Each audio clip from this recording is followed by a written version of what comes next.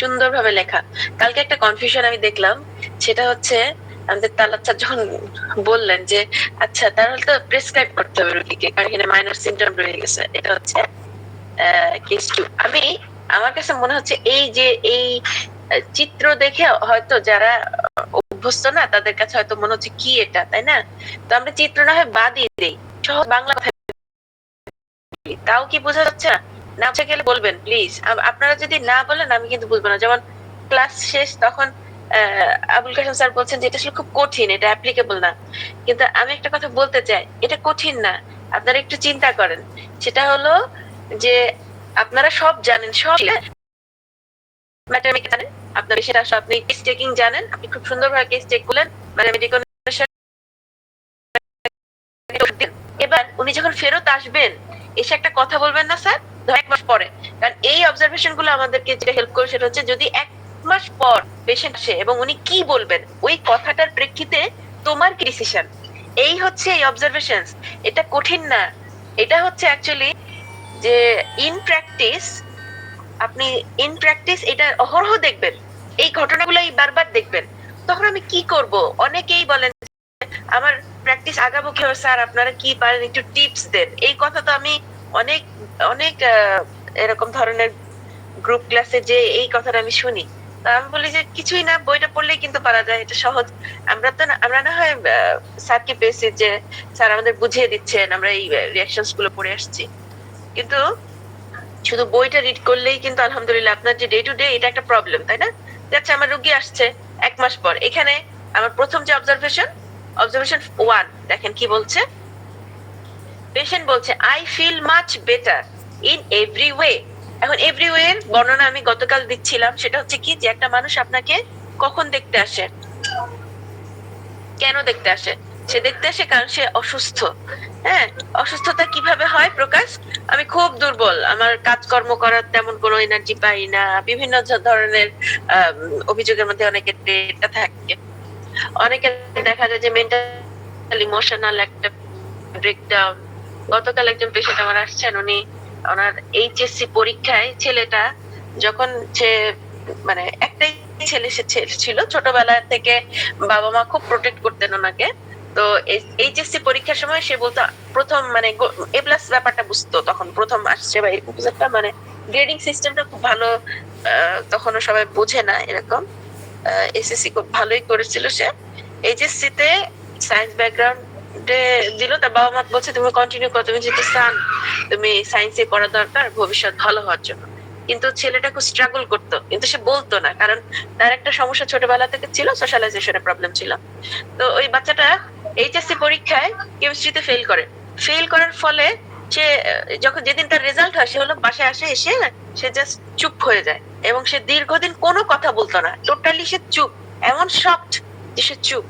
এবং তারপর সে যখন একদিন চিৎকার করে কানাকাটি শুরু করলো, সেই সাথে তার কনভালশন হতে লাগলো।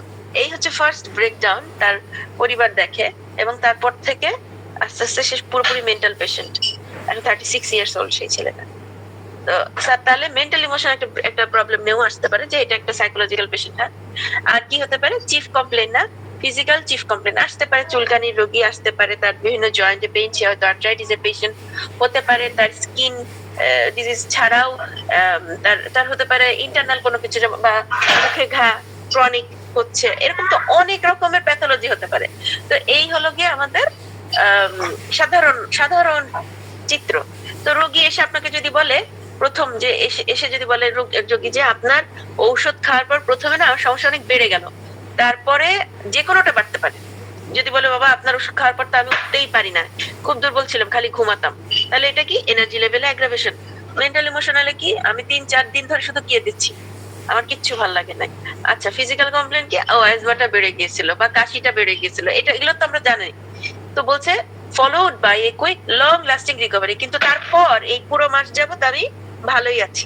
এই কথাটা যখন উনি বলবেন তখন আপনি বলবেন ও আচ্ছা, তাহলে সে যদি এখন ভালোই থাকে, এক মাস পর আপনার সাথে দেখা করতে এসছে, তাহলে সে লেভেল 2 থেকে 5 এর পেশেন্ট, এবং সে কি একটা স্ট্রং অর্গানিজম।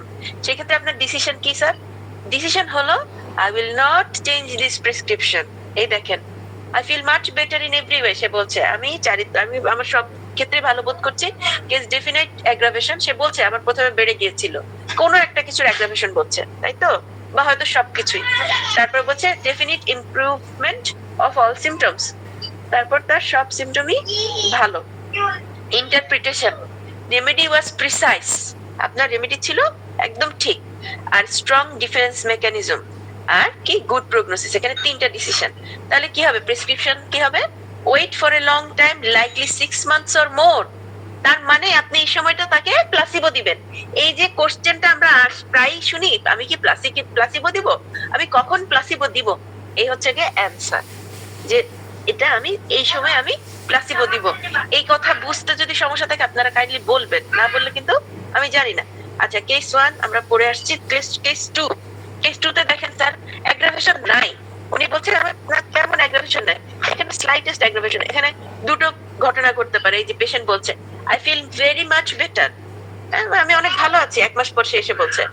সে কিন্তু অ্যাগ্রাভেশনের কথা আপনাকে মনে করে বলতে পারলো না, রাইট, বলতে পারলো না।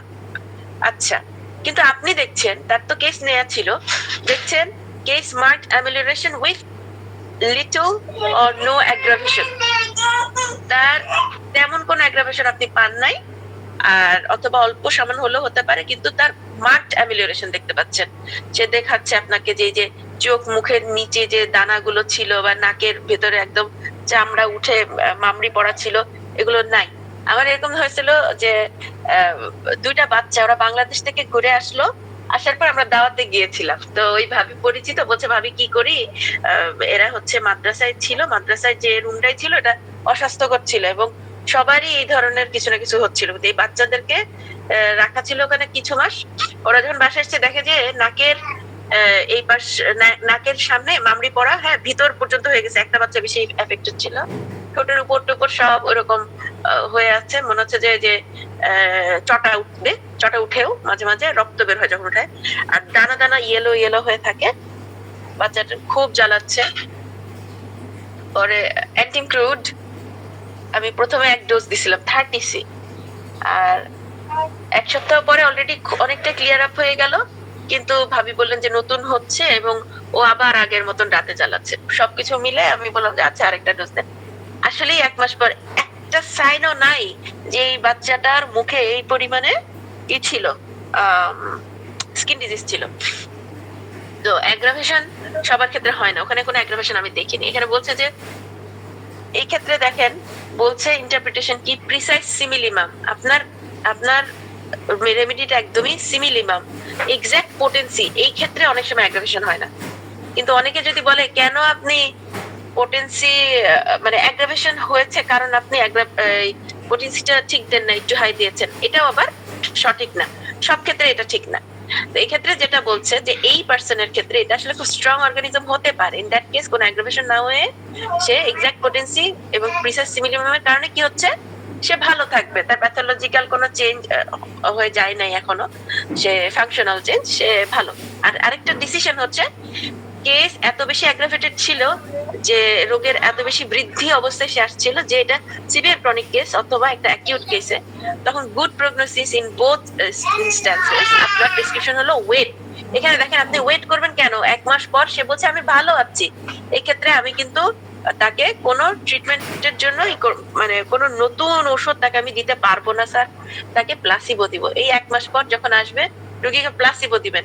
রোগীটা যদি হাইপোকন্ড্রিয়াক হয়, বারবার আপনার কাছে আসতে থাকে, আপনার নোটে লেখা থাকবে যে হি ইজ হাইপোকন্ড্রিয়াক, তাই সে বারবার আসছে, কিন্তু আমি জানি 1 মাসের যে রিয়াকশন, 2 মাসের সময় যদি সে সেম, আচ্ছা এটা আমরা একটা আলোচনায় এটা ছিল, আমি তারপর বলে দিই যে আরেকটা কোশ্চেন আসতে পারে যে কখন আমি আসলে একটা রোগীকে ওষুধ দিব। হ্যাঁ, গতকালের থেকে বলছি যে আমি তাহলে ওষুধ দিব কখন, আমি ওয়েটই করতে থাকবো, ওষুধ দিব কখন, আমি অবশ্যই ওষুধ দিব, সেটার জন্য কিন্তু একটা একটা ডিসিশন আছে সামনে। আচ্ছা, এখন কেস 3 তে কি, যে কেস 3 তে হলো মাইনর সিমটম রয়ে গেল, মেজর সিমটম, তারপরে তার ফিজিক্যাল সিমটম বলেন, মেন্টাল ইমোশনাল বলেন, আর এনার্জি বলেন, সবই অ্যাগ্রাভেশন হয়ে অ্যামেলিওরেশন হলো। ইন দ্যাট কেস কি হবে, মাইনর সিমটম গুলো সারতে যাবেন না, যেহেতু এই এতখানি পর্যন্ত এসছেন 1 মাসে, যে রোগী সব দিকই ভালো আছে, এই যে বলছে আই ফিল বেটার, সরি আমি আবারও গ্রাফ দেখছি, I feel better but still have problems. এই স্টিল হ্যাভ প্রবলেমস যখন বলবে সচেতন ভাবে শুনবেন, সেই প্রবলেম গুলো কি মেজর? সে যদি একজন রোগী হয় যার কিনা ক্রনিক মাইগ্রেন পেইন ছিল গত 30 ইয়ার্স, আপনার ওষুধের পরে 1 মাসে তার সেই ক্রনিক মাইগ্রেন পেইনের যে দমক, যে সিভিয়ারিটি, সেটা অনেক কম, সেই ক্ষেত্রে sir don't touch the case. সে আপনাকে হয়তো বলবে যে হয় মাঝে মাঝে এখনো, তবে আমার ঝামেলা হলো আমার এই যে এই জয়েন্টে পেইন আছে, এই যে হাঁটুর ব্যথা। আচ্ছা এই হাঁটুর ব্যথা, আমি গতকাল এক আন্টি আছেন, ওনার ফলো আপ ছিল, কোনো মানে নির্দিষ্ট ফলো আপ না, আমার ফ্রেন্ডের খালা, সে আমাকে প্রায় ফোন দেয়। না বলছি কেমন আছেন আন্টি? সে বলছে যে মা আমি তো ভালোই আছি ছিলাম, তবে এখন না আমার এই হাঁটুটা ব্যথা, নামাজে সেজদা দিতে গেলে হাঁটুতে ব্যথা লাগে। ওষুধ দিয়েছি 2 মাস, থুজা ছিল 10 mg। ওষুধের পর ওনার জ্বর এসেছিল, এবং যেটা সবচেয়ে মজার, এই আন্টি 1 সপ্তাহে 7-8 কেজির মতো তেঁতুল শেষ করতো। তেঁতুল খুব পিকুলিয়ার যদিও, কিন্তু এই আন্টি যখন আমার সামনে বসলো, গতকাল বললাম যে কিছু মানুষ থাকেন যাদেরকে দেখলে মনে হয় সে খুব আঘাতপ্রাপ্ত, মাঝে কেউ থাপড়েছে, এরকম একটা ফেস, হ্যাঁ, মানে কোনো ইমোশনের কোনো এক্সচেঞ্জ নাই, একদম ওরকম ছিল। ওনার সিমটমও উনি বলছিলেন না, অন্যরা বলছিল। ওনার মৃত্যু, ওনার হাজবেন্ডের মৃত্যু পরে উনি আসছেন, এবং প্রথম প্রেসক্রিপশন ছিল গত বছর, মানে গত বছর প্রথম দিকে ইগনেশিয়া, কিন্তু ওনার সিমটমের কোনো ঠিকঠাক ছিল না। ইগনেশিয়ার পর উনি যেটা করলেন, অনেক মাস পর আসলেন আবার ভিজিটে, যখন কথা বললেন দেখলাম যে কথা বলছেন উনি, কিন্তু স্টিল ওনার একটা হার্ডনেস, ইমোশনাল হার্ডনেস, সবকিছু বিবেচনা করে ওনাকে থুজা দেওয়া হয়। এই যে এই কাহিনী, ওনার ওনার আগে থেকে একটু জয়েন্ট প্রবলেম ছিল, অন্যান্য গুলো এখন অনেক ভালো। আগে উনি হাঁটতে পারতেন না 15 মিনিটও, 1 ঘন্টা এখন হাঁটেন উনি। কিন্তু ওনার অভিযোগ হচ্ছে I feel better but still have problem, same কথা। হ্যাঁ, কি ছিল কি মা, আমি তো এখন চেষ্টা করতে গেলে আমার হাঁটু ব্যথা করে। আমি বললাম খালামণি আপনার তো হাঁটু ব্যথা আগেও ছিল। বলছে হ্যাঁ, কিন্তু এটা তো গেল না, তুমি তাহলে আমার এটার ওষুধটা দিয়ে দাও, তো অনেক অন্যদিকে দিকে ভালো আছি। আমি বললাম আপনার কণ্ঠস্বরটা যদি আগের বার রেকর্ড করা থাকতো তাহলে শোনাতে পারতাম। আপনি এখন কত সাবলীল কথা বলছেন এবং কত জোরে, তার কথাবার্তায় একটা উচ্ছলতা, এবং বোঝা যাচ্ছে যে সে হি ইজ হ্যাপি। তারপর তার মেয়ে বলল যে তার মেয়ের বাসায় তার বাবা মারা গিয়েছিল, মানে এই আন্টি হাজবেন্ড, তো উনি ওই বাসায় যাওয়া ত্যাগ করে দিছিলেন। কেন? ওনার ওই বাসায় গেলে, ওই রুম দেখলে বা ওই বেড দেখলে ওনার খুব ভয় হতো, প্রচন্ড আকারে মৃত্যুর ভয় হতো, যে আমি এখানে মারা যাবো, এই জন্য ভয়তে ওই মেয়ের বাড়ি সে যাবে না। অথচ উনি কয়েক মাস যাবত মেয়ের বাড়িতে ঘুরে আসছেন। হ্যাঁ, আমি বললাম যে দেখেন আন্টি, আপনি ভালো আছেন আলহামদুলিল্লাহ, এই হাঁটুর ব্যথা আর 4 মাসও থাকে, তারপরে যদি বেড়ে হাঁটু ফুলে যায় বা বেশি খারাপ হয় তখন দেখবো। তো এটা দেখেন স্যার, এই একই কাহিনী আসলে ওই আন্টি বলছিলেন যে I feel better but still have problems. আমরা কি করব? Don't touch the case. আমি ওনাকে, উনি খুব হাইপোকন্ড্রিয়া, তো ওনাকে সান্ত্বনা দেওয়ার জন্য ওনাকে ফেরামফসে রাখা আছে, উনি ফেরামফস খায়। আর ওনাকে পানির বোতলে আসলে চিনির দানা দেওয়া আছে, দিনে 7-8 বার উনি ওটা খায়। আসলে কোনো ওষুধই না, ওটা পিএল। ঠিক আছে? তো কেস মেজর সিমটমস যেটা, সেটা ameliorated after an aggravation, while minor symptoms are unchanged, interpretation correct remedy, good prognosis, and prescription দেখেন, প্রেসক্রিপশন হচ্ছে ওয়েট। হ্যাঁ, আমরা কিন্তু এইখানে প্রেসক্রাইব করব না। স্যার কাইন্ডলি আপনারা প্রশ্ন লেখেন, কোন জায়গাটা বোঝা যায় নাই ইনশাআল্লাহ বলবেন, আমি চেষ্টা করব, আমি না বুঝলেও অন্যান্য যারা অভিজ্ঞ স্যাররা আছেন তাদের অভিজ্ঞতা থেকেও শেয়ার করতে পারবেন। আর কেস 4-এ আসি, আমরা কেস 4 পর্যন্ত। আমি অংশগ্রহণকারী আমাদের চিকিৎসক ভাই বন্ধুদের কাছে অনুরোধ করি, ম্যাডাম যখন জিজ্ঞেস করেন আপনার কোনো বুঝেছেন কিনা, কোনো কোশ্চেন আছে কিনা, প্লিজ আপনারা একটু সাড়া দিবেন। চুপচাপ থাকলে তো বুঝবো আমরা পাপের সাথে আছি। একটু মেহরবানি করে সকলের সাড়া দেওয়ার চেষ্টা করবেন, একটু খেয়াল করবেন। ধন্যবাদ। শুরু করেন। জি স্যার, কেস 4, কেস 4 হচ্ছে, বলছে I feel better but I have a few new symptoms. New symptoms খুব ইম্পর্টেন্ট, সবসময় এটা আমরা যখন শুনবো খুব মনোযোগের সাথে শুনবো ইনশাআল্লাহ। তো বলছে যে নিউ সিমটমস, তখন আপনি চেক করবেন এই নিউ সিমটমস গুলো কি, এবং আপনি দেখলেন তার নিউ সিমটমস গুলো অ্যাকচুয়ালি হলো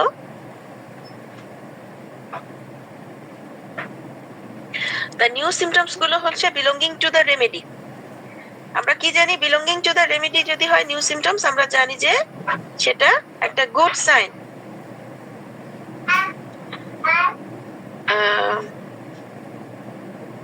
সেটা একটা গুড সাইন। কারণ কি এই কখন গুড সাইন? যদি সে কি তাহলে প্রুভিং এ চলে গেল আমার পেশেন্ট, তাহলে কি আমার ওষুধটা অ্যান্টিডোট করতে হবে বা স্টপ করতে হবে, আবার ওষুধ খুঁজতে হবে? এই ধরনের ডিসিশন গুলো কিভাবে নিব?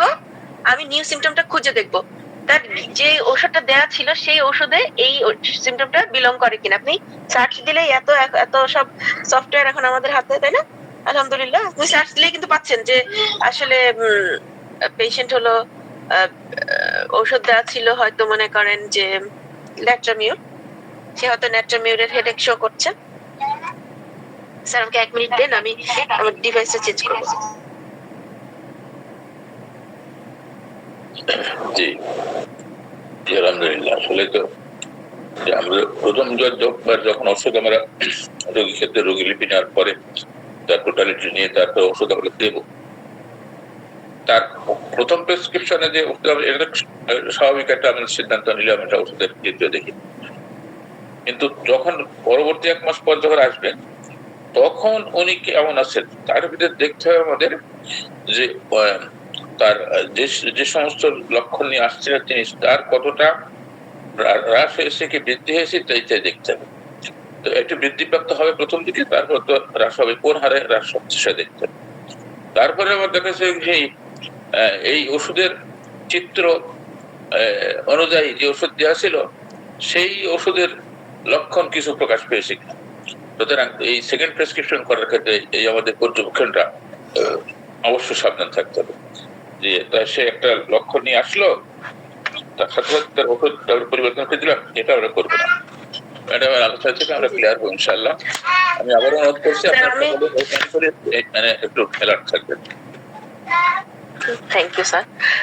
সুন্দর করে স্যার বলছেন। আমি স্যার আপনাকেই দিব স্যার লাস্টে আমাদেরকে একটু জিস্ট বলার জন্য, অথবা আমাদের ক্লাসে যে ইচ্ছা যিনি জিস্ট বলবেন স্যার সবাইকে আপনি স্যার ডেকে ডেকে যদি একটু জিজ্ঞেস করেন, আমার আসলে মনে হয় কে এবার মাইন্ড করবে আমি যেন কিছু জিজ্ঞেস করি না, কিন্তু আমার ধারণা ক্লাসে জিজ্ঞেস করলে মনোযোগ বাড়ে।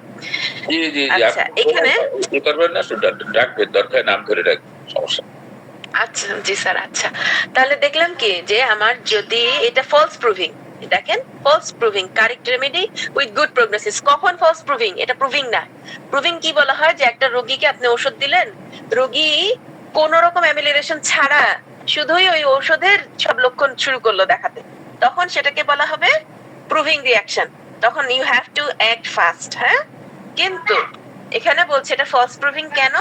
Because it was the prescribed remedy, আর সেই সাথে রোগী ভালো আছে, যে ডেফিনেট অ্যাগ্রাভেশন ছিল ফলোড বাই অ্যামিলিয়েশন ছিল, বাট সাম নিউ সিমটমস তাহলে develop which are characteristic of the remedy given. এটা খুব ইম্পর্টেন্ট এই কথাটা, যে আপনার প্রথমে অ্যাগ্রাভেশন হয়ে অ্যামিলিয়েশন ছিল, সেই সাথে কিছু নতুন সিমটম দেখা দিল, এবং সেটার যে বৈশিষ্ট্য তা হলো কি রোগীকে যে ঔষধ আপনি দিয়েছিলেন সেই ঔষধের কিছু কিছু সিমটম, এটা ফলস প্রুভিং। যেমন উদাহরণ হিসেবে এখানে ছিল যে কি ন্যাট্রামিউর, আপনি ন্যাট্রামিউর দিয়েছেন, তার আগে কোনো হেডেক ছিল না, এখন সে ঘুম থেকে উঠে ওই সেই সূর্যে উঠলে সূর্যের সাথে সাথে হেডেক বাড়ে। লবণ আগে ওইভাবে নিয়ে খেত না, এখন সে লবণ ছাড়া খেতে পারে না, এই ধরনের কিছু একটা। আচ্ছা এবার আমরা কেস 5 এ আসি, কারণ আমাদের তো আসলে সময় কম। কেস 5 এ দেখেন স্যার, কেস 5 এ পেশেন্ট বলছে my main problem is better. দেখেন মেইন প্রবলেমটা বেটার, কিন্তু মেন্টাল ইমোশনালি সে চেঞ্জ হয়নি। বলছে but I am still not well. যদি বলে not well, main problem better, still you have to wait until you see a full picture. এখানে case chief complain better after a brief aggravation but others major symptoms unchanged. এইটা আসলে এই বই থেকে এটাতে আলাদা। সরি, দেখাচ্ছি। লেভেল অফ হেলথে এইটার নাই, আপনি ওইখানে যে ডিসিশনটা পাবেন, সো লেভেল অফ হেলথই পড়বেন এই ক্ষেত্রে। এখানে আরো 20 বছর আগে লেখা বই। জি জি, লেভেল অফ হেলথেরও অনেক আগে লেখা বই ওটা। ওটা ছিল খুব তবে অনেক ইজি করে লেখা। যাই হোক, আমি এখন লেভেল অফ হেলথে চলে আসি। এখান থেকে বলছে the physical symptoms subside after an initial aggravation but there has been no reaction on the mental emotional plane or energy level. দেখেন দুইটা কথা কিন্তু ডিফারেন্ট, সো এটা নিচ্ছি না, এটাই দেখি। তো বলছে মেন্টাল ইমোশনালে যদি একটা মানুষের, সবার কিন্তু মেন্টাল ইমোশনাল প্লেনে কোনো সমস্যা হবে তা না। আমরা যারা চেষ্টা করব শুধু মাইন্ড মেথড ফলো করতে, তারা কিন্তু এই জায়গায় ফেল করব, কারণ সব মানুষের কিন্তু মেন্টাল ইমোশনাল প্লেনে ইমব্যালেন্স হবে না, এক নাম্বার। দুই নাম্বার কি, এনার্জি লেভেল, তার এনার্জি লেভেল ভালোই ছিল তাই চেঞ্জ হয়নি, এটাও হতে পারে। অথবা হতে পারে কি, যে ইনিশিয়াল অ্যাগ্রাভেশন হয়ে চিফ কমপ্লেন সাবসাইড করলো, কিন্তু মেন্টাল ইমোশনাল প্রবলেম আছে, এনার্জি লেভেলটাও খুব একটা বেশি ভালো যে তা না। সেই ক্ষেত্রে কি হবে, সেই ক্ষেত্রে আসলে এই অর্গানিজম অত স্ট্রং না, এই অর্গানিজমে আরো মেডিসিন আসবে, but you have to wait. 1 মাস সময় গেল মাত্র, এইটা হয়তো একটা দুর্বল অর্গানিজম যার একটু বেশি সময় প্রয়োজন।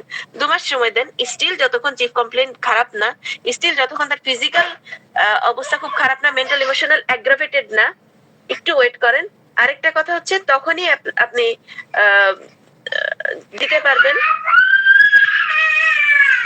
একটু প্রেসক্রিপশন দিতে পারবেন যদি তার, 1 মিনিট স্যার,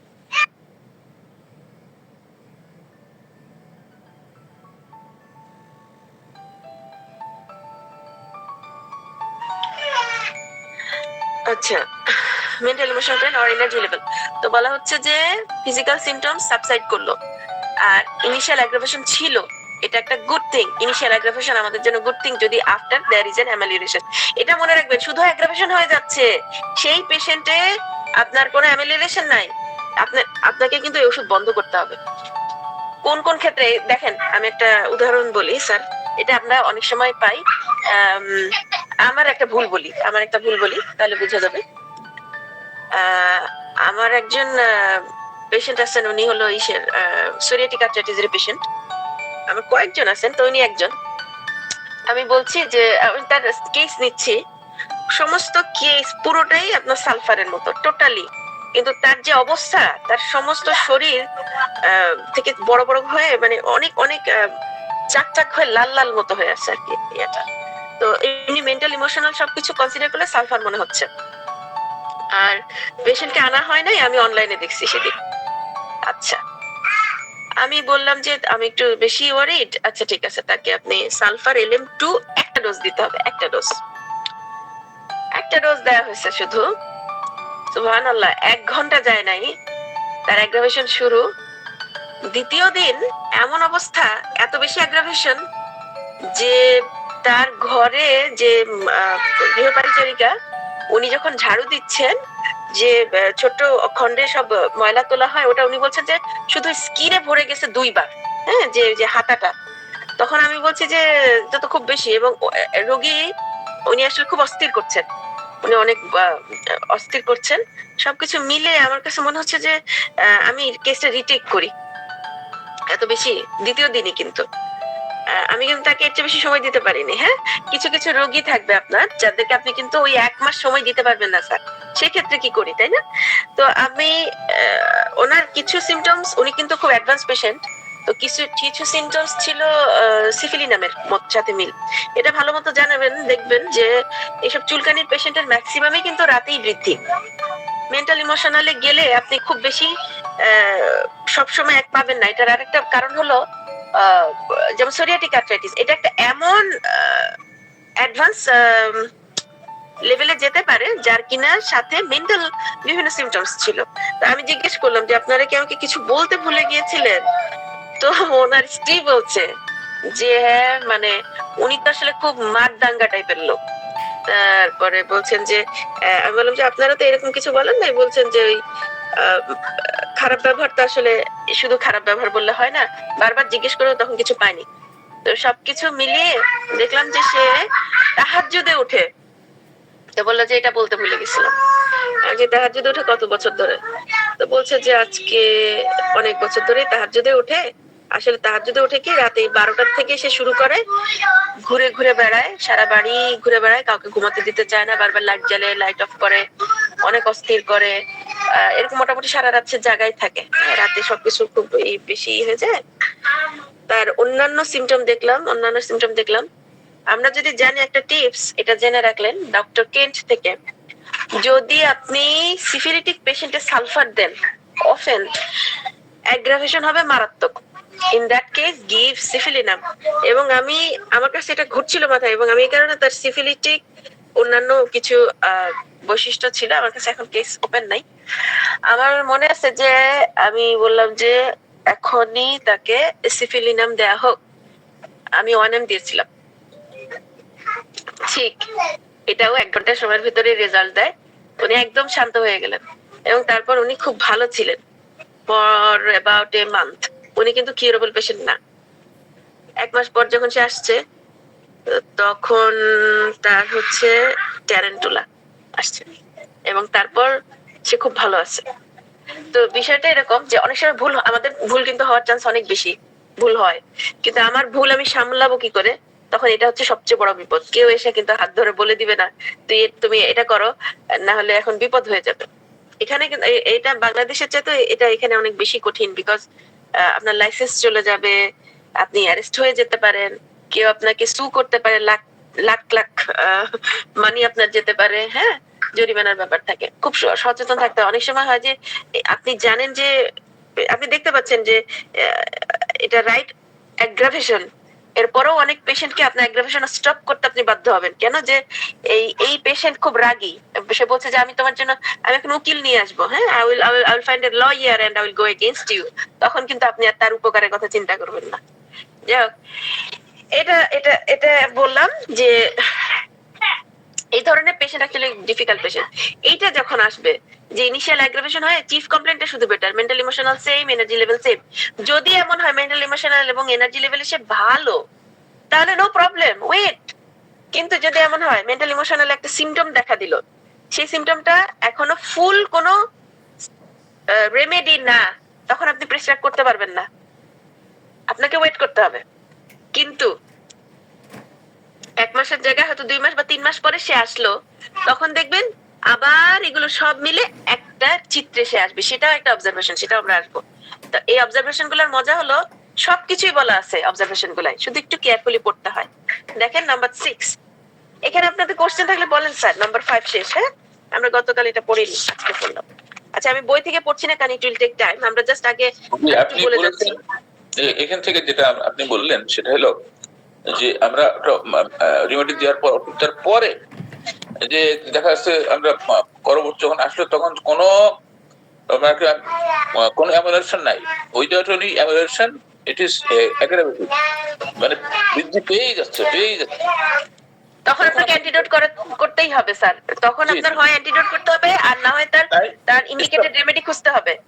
বেস্ট হচ্ছে ইন্ডিকেটেড রেমেডি দেওয়া, কারণ অ্যান্টিডোটাল, যদি আপনি অ্যান্টিডোটাল যদি এমন হয় যে আপনি কিচ্ছু করতে পারছেন না, আপনি আপনার রোগীর কাছে কিচ্ছু নাই, তার কাছে আপনার কাছে রেমেডি পৌঁছানো সম্ভব না, আপনার পক্ষে তাকে কোনোভাবে হেল্প করা পসিবল না, আপনি চেষ্টা করবেন যে দুটো জিনিস করতে পারেন। একটা হচ্ছে coffee, black coffee, strong coffee.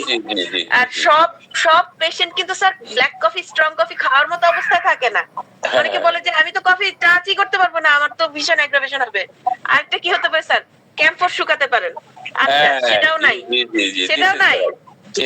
আমাদের কিন্তু এগুলা কিন্তু আমাদের অস্ত্র, এটা আমার জানা থাকা লাগবে। আপনি আজকে অবজারভেশন কেন পড়ছেন, এগুলাই আপনার অস্ত্র। যখন রোগী আসবে একটা বিশৃঙ্খল অবস্থা, আর আপনি জানেন না হোয়াট টু ডু, আপনাকে কিন্তু ওই প্র্যাকটিস অবস্থায় গিয়ে কেউ হেল্প করবে না, এই অবজারভেশন গুলোই হেল্প করবে।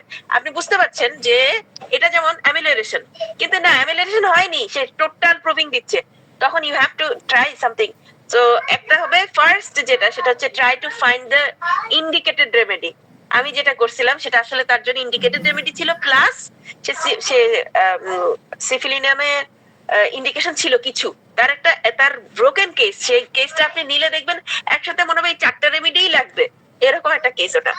যাও, তো অ্যাডভান্স কেসগুলোতে আমরা স্যার, অ্যাডভান্স কেসগুলোতে কিন্তু প্রথম প্রেসক্রিপশনটা খুব ডিফিকাল্ট। অফেন প্রথম প্রেসক্রিপশন রাইট হবে, আপনাকে সেট করে দিবে। যদি প্রেসক্রিপশন রং হয়, তো এই সিচুয়েশন তৈরি হবে, প্রুভিং করা শুরু করে দিল, আপনি কি করবেন? তাকে আপনি হয় এইগুলোতে আছে, তাছাড়া যেটা করতে পারেন যে আচ্ছা ইমিডিয়েটলি আপনি অ্যালোপ্যাথিক ওষুধ শুরু করেন, আপনি অ্যালোপ্যাথিক ওষুধ খান, আপনি আমার সাথে 1 মাস পর দেখা করবেন এই কমপ্লিট করে কোর্স। যদিও আমরা জানি হি উইল রিগ্রেস, কিন্তু এই পেশেন্ট আপনি জানেন যে এটা ইনকিউরেবল পেশেন্ট, এই লোকটাকে তো আমার কষ্ট দেওয়ার দরকার নাই, এটা তো কিউরেবল পেশেন্টও না। ঠিক আছে, এখানে লজিকের ব্যাপার। আচ্ছা, ম্যাডাম তাহলে এই ইনকিউরেবল পেশেন্টটা তাহলে এটা কোন গ্রেডে বলে? D D level D. D sir, level D. যখন সে ওই হারে মানে আরেকটা জিনিস হয় স্যার, এই যে অনবরত প্রুভিং শুরু হওয়া যে ব্যাপারটা, এটা দুইটা পেশেন্টেই দেখবেন, একটা হলো সে ইনকিউরেবল আর তার মধ্যে আপনি রং প্রেসক্রিপশন দিচ্ছেন, হ্যাঁ, তখন এটা হয়। আরেকটা হয় যে পেশেন্ট আসলে ইনকিউরেবল না, patient belongs to good group, could be B6 বা হয়তো 7 এর একটা কোনো গ্রুপ। এটা যেটা হবে লেভেল 7 হতে পারে, লেভেল 8 হতে পারে, স্টিল কিউরেবল, কিন্তু খুবই সেনসিটিভ। আপনার কাছে আসলে তারে হয়তো মনে করেন সিএম পোটেন্সি কয়েকটা খাওয়ানো শেষ, 10 পোটেন্সি 20, মানে অনেক 20 রেমেডিস বা হয়তো হাফ রেমেডিকে তারে খাওয়ানো শেষ। ওই যে আমি একদিন আমাদের ক্লাসে আমাদের একজন বলছিলেন, আমাদের একজন ডাক্তার, উনি ওনার, আমরা সন্ধ্যার সময় তালাত স্যার আমাদের একদিন এরকম ডাকলেন যে আসেন গল্প করি, এই গল্পে ঢুকলাম। তা আমাদের একজন ডাক্তার, উনি ওনার নিজের কথা বলছেন, উনি না হলেও 33টা বা 35টা ওষুধের নাম বললেন যে এগুলো সব ওনাকে দেয়া হয়েছে। তো আমি মাইক খুলতে বাধ্য হয়েছে। আমার একটা খুব বড় খুবই বাজে কোয়ালিটি বলি, সেটা হচ্ছে আমি খুব মুখরা, কিন্তু আমি যখন কোনো কিছুতে দেখি যে এটা টোটালি রং, আমি এটা নিতে পারি না, এটা আমার বড় প্রবলেম। আমি ট্রাই করছি এটা চেঞ্জ করার, কিন্তু স্যার আমি পারি না। আমি বললাম যে হাউ ক্যান দিস বি, এটা একটা ক্রাইম। আপনি এত বছর ধরে হোমিওপ্যাথিক ওষুধ খাচ্ছেন, আপনার স্কিন ঝরছে আর ঝরছে, আপনাকে 33টা মেডিসিন দিল, অনলি জাস্ট আপনার সাথে ক্লাসে থেকে আমি জানি যে ইন্ডিকেটেড রেমেডি ছাড়া বাকি 33টা রেমেডি আপনাকে দেয়া হয়েছে। How can it be? তাহলে আমরা আমাদের ডিউটি করিনি, এই মানুষটা সাফার করলো, সে তো আমাদেরই কলিগ, সে তো একটা বাইরের মানুষ হলে তো এই কথাটা বলারও চান্স তার নাই। সে দেখেন কতগুলো ওষুধ খেয়েছে স্যার, এই মানুষটা কিন্তু খুব সেনসিটিভ। কেন? অনেকগুলো পোটেন্সি যখন পড়ে তখন একটা কেস না জটিল হয়ে যায়, তখন আপনি যে কোনো রেমেডি দিলে অফেন এটা প্রুভিং শুরু করে দেয়, যদিও এটা right remedy. That case you have to wait, খুবই সচেতন ভাবে ওই কেস হ্যান্ডেল করতে হবে। এখানে টিপস আছে, টিপসটা কেউ বলতে পারেন যে কি করতে হয়? এই প্রেসক্রিপশনের টিপস কে পারেন বলেন? হ্যান্ড শো করেন স্যার, আপনারা সবাই প্র্যাকটিশনার, একজন তো বলেন। জি বলেন। আমার ওয়েট করতে হবে, জি জি ওয়েট করতে হবে। আর আর পোটেন্সি বলেন, এই পেশেন্টের পোটেন্সি বলেন। পটেন্সি তো বলতে হচ্ছে ম্যাডাম,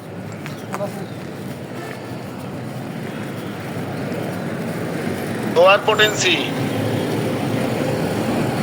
স্যার লোয়ার তো অনেক হয়, এখানে পোটেন্সি ছিল 36, 36, হ্যাঁ 36।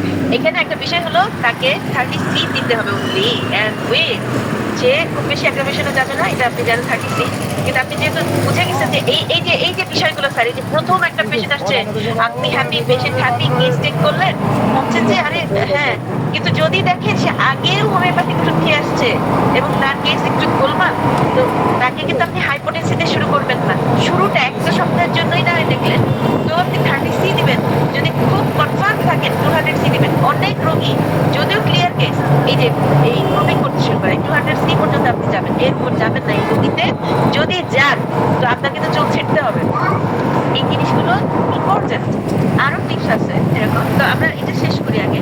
আমাদের ডক্টর দুর্গা স্যার আমাদেরকে বেশ যে ব্যবহারিক দিকে, যে আমরা যদি একদম বেঁধে যাই, হ্যাঁ, তখন আমাকে কে হেল্প করবে, তখন ওনার এই নলেজ গুলো হেল্প করে। আরেকটা জিনিস হলো, আমরা যখন ব্যাটারি মেডিকেল পড়ি স্যার, অনেকে বলে, আমি সেদিন একটা গ্রুপে দেখি, আমি জাস্ট আমার মাথাটা ঘুরে গেল, মেন্টাল ইমোশনালে একটা পেশেন্ট, তাকে দেয়া হচ্ছে কার্সিনোসিন 10M 3 ডোজ।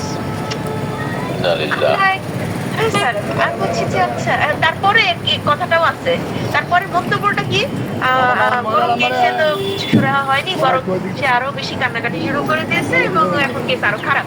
আমি বললাম এটাই তো হওয়ার ছিল। আমি জিজ্ঞেস করলাম যে why this like carcinosin, why 10M? বলছে যে কারণ হচ্ছে বংশীয় ইতিহাস। একটা কথা খুব ক্লিয়ার করে মনে রাখবেন স্যার, বংশের ইতিহাসে যা খুশি থাকুক, আপনার সামনে বসা মানুষটা এই মোমেন্টে তার কোন রেমেডি প্রয়োজন তার মুখ দিয়ে আপনাকে বলবে, তার চলায় বলায়, তার কথায়, তার সমস্ত কিছু, আপনার অবজারভেশন, তার ফ্যামিলির অবজারভেশন, তার বলার সিমটমস এক জায়গা করে আপনি যতটা সম্ভব ক্লোজেস্ট রেমেডিতে যাওয়ার চেষ্টা করবেন। কখনোই একটা নোসোড দিবেন না আনটিল, একটা কথা সবার কাছে এটা ক্লিয়ার কিনা, nosode is a remedy, nosode is a remedy. If you want to give a nosode, that person must have indication for that nosode. আমি সিফিলিনাম কেন দিলাম? ওনার সিফিলিনামের সিমটমস ছিল, ঠিক আছে, বললাম না যে ওনাকে যখন কেস দিলাম তখন 4টা রেমেডি মনে হচ্ছে, কোনটা যে উনি বুঝতে পারছিলাম না, এই কারণে এটা আমার মিস্টেক ছিল, it was a clear mistake. কিন্তু until their reaction I could not know. যেমন আমরা এখানে পড়ছিলাম যে ডক্টর ফিদুল কাছে কোশ্চেন করে অ্যান্সার দিচ্ছেন এই বইতে, যে তুমি কি বলতে পারো যে এটাই সিমিলিমাম? একদম শিওর অনেক পেশেন্টে আপনি তা পারবেন না until you see the reaction of the remedy. আচ্ছা গেল, আমরা দূরে চলে গেছিলাম, সরি স্যার। আচ্ছা এখানে আসি, the physical symptoms subside after an initial aggravation. এখানে ইম্পর্টেন্ট হচ্ছে ইনিশিয়াল অ্যাগ্রাভেশনের পরে, মানে প্রথমে সমস্যা বেড়েছে, তার যেটা কমপ্লেন ছিল সেটা কমে গেল, তাহলে আপনি কিন্তু ওয়েট করবেন স্যার। দেখে সেখানে আপনি ফট করে একটা ওষুধে উপস্থিত হবেন না। আচ্ছা গেল, এগুলো কিছু সহজ না এভাবে বললে, এটা তো মনে হয় জাস্ট নোটেড লেখা রাখলেই যথেষ্ট। আর বলছেন আমরা 6 আসি, আমি কিন্তু বলছি যে আপনার যদি এই গ্রাফস দেখতে কষ্ট লাগে আপনি দেখেন না, নো প্রবলেম, দরকার নাই। যদি আপনার কঠিন লাগে আপনি শুধু কথাটুকু মনে রাখেন, আপনি কালকে থেকে দেখবেন আপনার প্র্যাকটিসে আপনি দেখবেন এই রোগী আপনি পান কিনা, অবশ্যই পাওয়া যাবে। তো বলা হচ্ছে নো ইনিশিয়াল অ্যাগ্রাভেশন, কোনো অ্যাগ্রাভেশন ছাড়াই the patient reports being better but is not really well. এই কথাটা বুঝতে হবে, বিং বেটার বলা হচ্ছে better but not really well. এখানে দুটো কেস, দুটো জিনিস হয়। একটা হচ্ছে আপনার পেশেন্ট খুব বিনয়ী, সে বলছে না আছি ভালোই আছি, মনে তো হচ্ছে আপনার ওষুধে ভালোই আছে, সে খুব বিনয়ী একটা মানুষ। কিন্তু আপনি কি বুঝতে পারছেন, আপনার যখন বলেন ঠিক আছে আপনি বসেন আমি আপনার কেসটা ওপেন করছি, কেসে আপনি যখন সিমটম যাচ্ছেন কি মিলালেন যে অ্যাকচুয়ালি সে ভালো নাই, তার সমস্ত সিমটম সেম, তখন আপনি কি করবেন স্যার? বুঝতে পারছেন সে নট রিয়েলি ওয়েল। যদি বেটার হয়ে থাকে সত্যিকার অর্থেও হয়তো বলছে তার ফিজিক্যাল সিমটমটা একটু বেটার, কিন্তু আপনি আসলেই তাই দেখলেন, কিন্তু আপনি দেখলেন তার মেন্টাল ইমোশনাল একটু অ্যাগ্রাভেটেড। আমরা এখন এইটা দেখি, যারা দেখে বুঝতে পারেন তারা দেখেন, এখানে দেখানো হচ্ছে, দেখেন এই মার্কটা ছিল তার নরমাল, এই মার্কের চেয়ে বেশি হয়ে গেছে না স্যার মেন্টাল ইমোশনালটা অ্যাগ্রাভেটেড, আর দেখেন তার চিফ কমপ্লেন্টটা অ্যামুলিয়ারেটেড উইদাউট অ্যাগ্রাভেশন। এখানে কয়েকটা ডিসিশন হবে, কি হবে? ডক্টর কেন্টে যদি চলে যায় এই ডিসিশনে, তাহলে ডক্টর কেন্টের মতে it's a wrong remedy, you need to retake the case, restudy the case and prescribe. হ্যাঁ, এখানে আপনি ওয়েট করবেন না যদি মেন্টাল ইমোশনাল এভাবে অ্যাগ্রাভেটেড হয়। কিন্তু ডক্টর ফিদুল কাস বলছেন উইথ এ ডিফারেন্স, আপনি ওয়েট করবেন। কখন ওয়েট করবেন কে বলতে পারেন? বলেন দেখি কখন ওয়েট করবেন। আসতে বলো, কে বলতে পারেন? কেউ বলতে পারেন কখন আমরা ওয়েট করব? স্টিল সময় দেব অর্গানিজমকে। আচ্ছা বলে দিই, সময় নাই। সেটা হচ্ছে মেন্টাল ইমোশনালে আমি ভাবছি এটা অ্যাগ্রাভেশন, তাহলে আমি তার কেস ভালোভাবে স্টাডি করব এবং তাকে জিজ্ঞেস করব যে তার মেন্টাল ইমোশনাল কোনো সাপ্রেশন ছিল কিনা এই চিফ কমপ্লেন্টটা শুরুর আগে। হ্যাঁ, গতকাল বলার সময় কি বলছিলাম যে একজন মানুষ আপনার কাছে আসছে যে তার প্রচন্ড পেট ব্যথা হয় ক্রনিকলি, অথবা সে বললো যে খেলেই পেট ব্যথা হয়, হ্যাঁ আপনি তাকে ওষুধ দিন, বা বললো যে প্রচন্ড পেট ব্যথা হয় কিন্তু খেলে অ্যামিলিয়েশন হয়, দেখেন ওষুধ ঠিক আছে, কিন্তু এই 1 মাস পর আসছে মন খারাপ। আপনি দেখতে পাচ্ছেন এই মানুষটা আগে অনেক বেশি লাইভলি ছিল, অনেক বেশি কথা বলতো, হাসতো, কিন্তু এটা নাই, বা কথায় কেমন যেন আপসেন্ট, অথবা সে বলছে তার বিভিন্ন আগের অতীতের বিভিন্ন কথা বলছে। এখানে তাকে আপনি সাপ্রেস করবেন না, এখানে সেক্ষেত্রে আপনি তাকে আবার যে তখনই ওষুধ দিবেন না স্যার, আরেকটু মাস আরেকটু সময় দেন, আরো 2-3 সপ্তাহ সময় দেন, দেখেন কোনো চেঞ্জ হয় কিনা। এটা হতে পারে যে এই ফিজিক্যাল কমপ্লেইনের আগে তার একটা মারাত্মক মেন্টাল ইমোশনাল ব্রেকডাউন ঘটেছিল সেইটারই ফিজিক্যালাইজেশন, সেটারই জেনারেলাইজেশন ছিল এই চিফ কমপ্লেনটা। তাই আপনি যখন, আমরা কি জানি হোমিওপ্যাথিতে যেখান থেকে আপনি চিকিৎসা শুরু করবেন সেই বরাবর সে পিছাতে থাকবে। ডক্টর কেন্ট এরকম পেশেন্টকে বলছেন lucky, this organism is lucky. Why? যে সে রিঅ্যাকশনটাকে ফেরত যেতে পারে এবং সে তার বডি রিঅ্যাক্ট করতে পারে to an stimuli positive amelioration সহ। সে বলতে পারে যে I can cure this patient, না? তাহলে এখানে দুটো ডিসিশন, তাই না? যদি chief complain no initial aggravation ছাড়া বেটার হয়, এটা সাধারণত এটা একটা ঘন্টা বাজবে। সেটা হলো কি, সম্ভবত আমার ওষুধ রং, মোস্ট অফ দ্য কেসেস ওষুধটা কিন্তু রং। মেন্টাল ইমোশনাল অ্যাগ্রাভেশন আর কোনো ইনিশিয়াল অ্যাগ্রাভেশন ছাড়া বেটার চিফ কমপ্লেন। আচ্ছা, এখানে উদাহরণ দিই। আমাদের এক আঙ্কেলকে আরেক আঙ্কেল ডাক্তার দেখছেন, আমারই আরেক আঙ্কেল ডাক্তার। এখন সেই আঙ্কেলের সারা শরীরে এই চুলকানি ছিল প্রচন্ড, এবং উনি মেথোট্রেক্স জাগিয়েছিলেন। মেথোট্রেক্স সবাই জানেন, এমটিএক্স। কি হয় মেথোট্রেক্সে? মানুষ খুব ভায়োলেন্ট হয়ে যায়। ওকে, তো ওই আঙ্কেল রোগী না দেখেই, রোগীর ছবি দেখে তার ওয়াইফের কাছ থেকে কিছু সিমটমস শুনে ওষুধ দিয়ে দিলেন, কস্টিকাম, হাই ডোজ। কোনো কথা নেই, কস্টিকাম দেওয়ার সাথে সাথে ওনার স্কিন সমান হতে শুরু করলো। সবাই অ্যামেজড, ওয়াও, এই আল্লাহ কি বলে, এই ওষুধ মানে এই হোমিওপ্যাথি এত তাড়াতাড়ি কাজ করে। খুব শুরু হয়ে গেছে স্কিন। মেথোট্রেক্স তো অফ করা ছিল ওষুধের আগে, যার কারণে ভায়োলেন্সটা কম ছিল। স্কিন তো সুন্দর হয়ে গেল। এইবার খুললো মুখ, এমন গালি, ওনার গালিতে মানুষজন, মানে ওনার বাসার মহিলারা গালিতে অতিষ্ঠ, এবং এত বাজে গালি। Just 1 minute.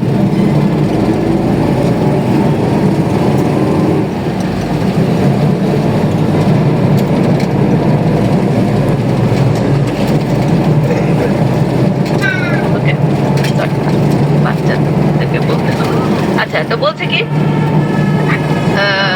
তার গালির কারণে, তার গালি এত অসাধারণ রকম খারাপ এবং ভেরি সেক্সুয়াল গালি, তো বোঝাই যাচ্ছে তার রেমেডি অ্যাকচুয়ালি এখন বেশি ক্লিয়ার। এনিওয়ে, কিন্তু কি হয়েছে এইখানে এই ঘটনাটা ঘটছে, ঠিক আছে? আমি এটা এক্সাম্পলটা দিলাম। উনি বলছে আমি বেটার, আমার স্কিন ভালো হয়ে গেছে, তাই না? কিন্তু আপনি বুঝতে পারছেন সর্বনাশ হয়ে গেছে। এই রোগী কিন্তু বেটার না। কেন? রোগী মেন্টাল ইমোশনালি খুবই অ্যাগ্রাভেটেড। যে মানে তার ওয়াইফ বৃদ্ধ মানুষ, কিন্তু ওই লাউওয়ালা, তারপর মাছওয়ালা, তারা কেউ, বা ইভেন ময়লাওয়ালা, হ্যাঁ, কেউ যখনই গেটে আসছে বা ডোরে বলছে, এই যে ওকে দাও, তখনই সে এমন সব কথা তার ওয়াইফকে দিয়ে, সেই লোককে দিয়ে বলছে যেগুলা আনক্লিয়ারেবল। তো যাই হোক, তাহলে এই কেসটা খুব খুব কঠিন কেস। এই কেসে আপনার অনেক ধৈর্য লাগবে। এই কেসে অনেকগুলো ঘটনা ঘটবে। মেন্টাল ইমোশনালটা যদি খুব স্ট্রং কেস হয় এবং ফিজিক্যাল কমপ্লেইনটাও যদি খুব বাজে হয়, ব্লিডিং কোনো সমস্যা বা স্কিন ভেঙে যাওয়া এই টাইপের, বা ইভেন আর্থ্রাইটিস ইউজুয়ালি কম, কিন্তু এই কেস ভালো করতে অনেক বেশি সময় লাগবে এবং অনেকগুলো রেমেডি আস্তে আস্তে আসবে। তো আপনি কখন ওয়েট করবেন, এটা বুঝে গেছে নাকি? না গেলে বলবেন কাইন্ডলি। আর 8 মিনিটস আছে আমাদের ক্লাস, আপনারা যদি কোনো কোশ্চেন থাকে করে ফেলেন, আর নয় পড়ে যাবো। আছেন তো অনেকেই আছেন প্রশ্ন করার মতো। আমাদের সাথে আছেন আমাদের জলদা স্যার আছেন, আমাদের স্যার আছে, তারপরে সাধু স্যার আছে, অনেকে আছে প্রশ্ন করেন। আমরা বুঝতে পারলাম কিনা এটা, যে আমাদের যে কোশ্চেনটা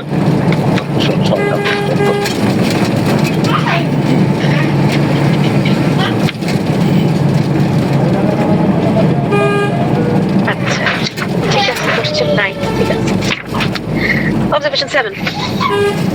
আচ্ছা, 7 এ দেখেন, এটা খুব ইম্পর্টেন্ট। লেখেন, the patient's main complaint has ameliorated without aggravation.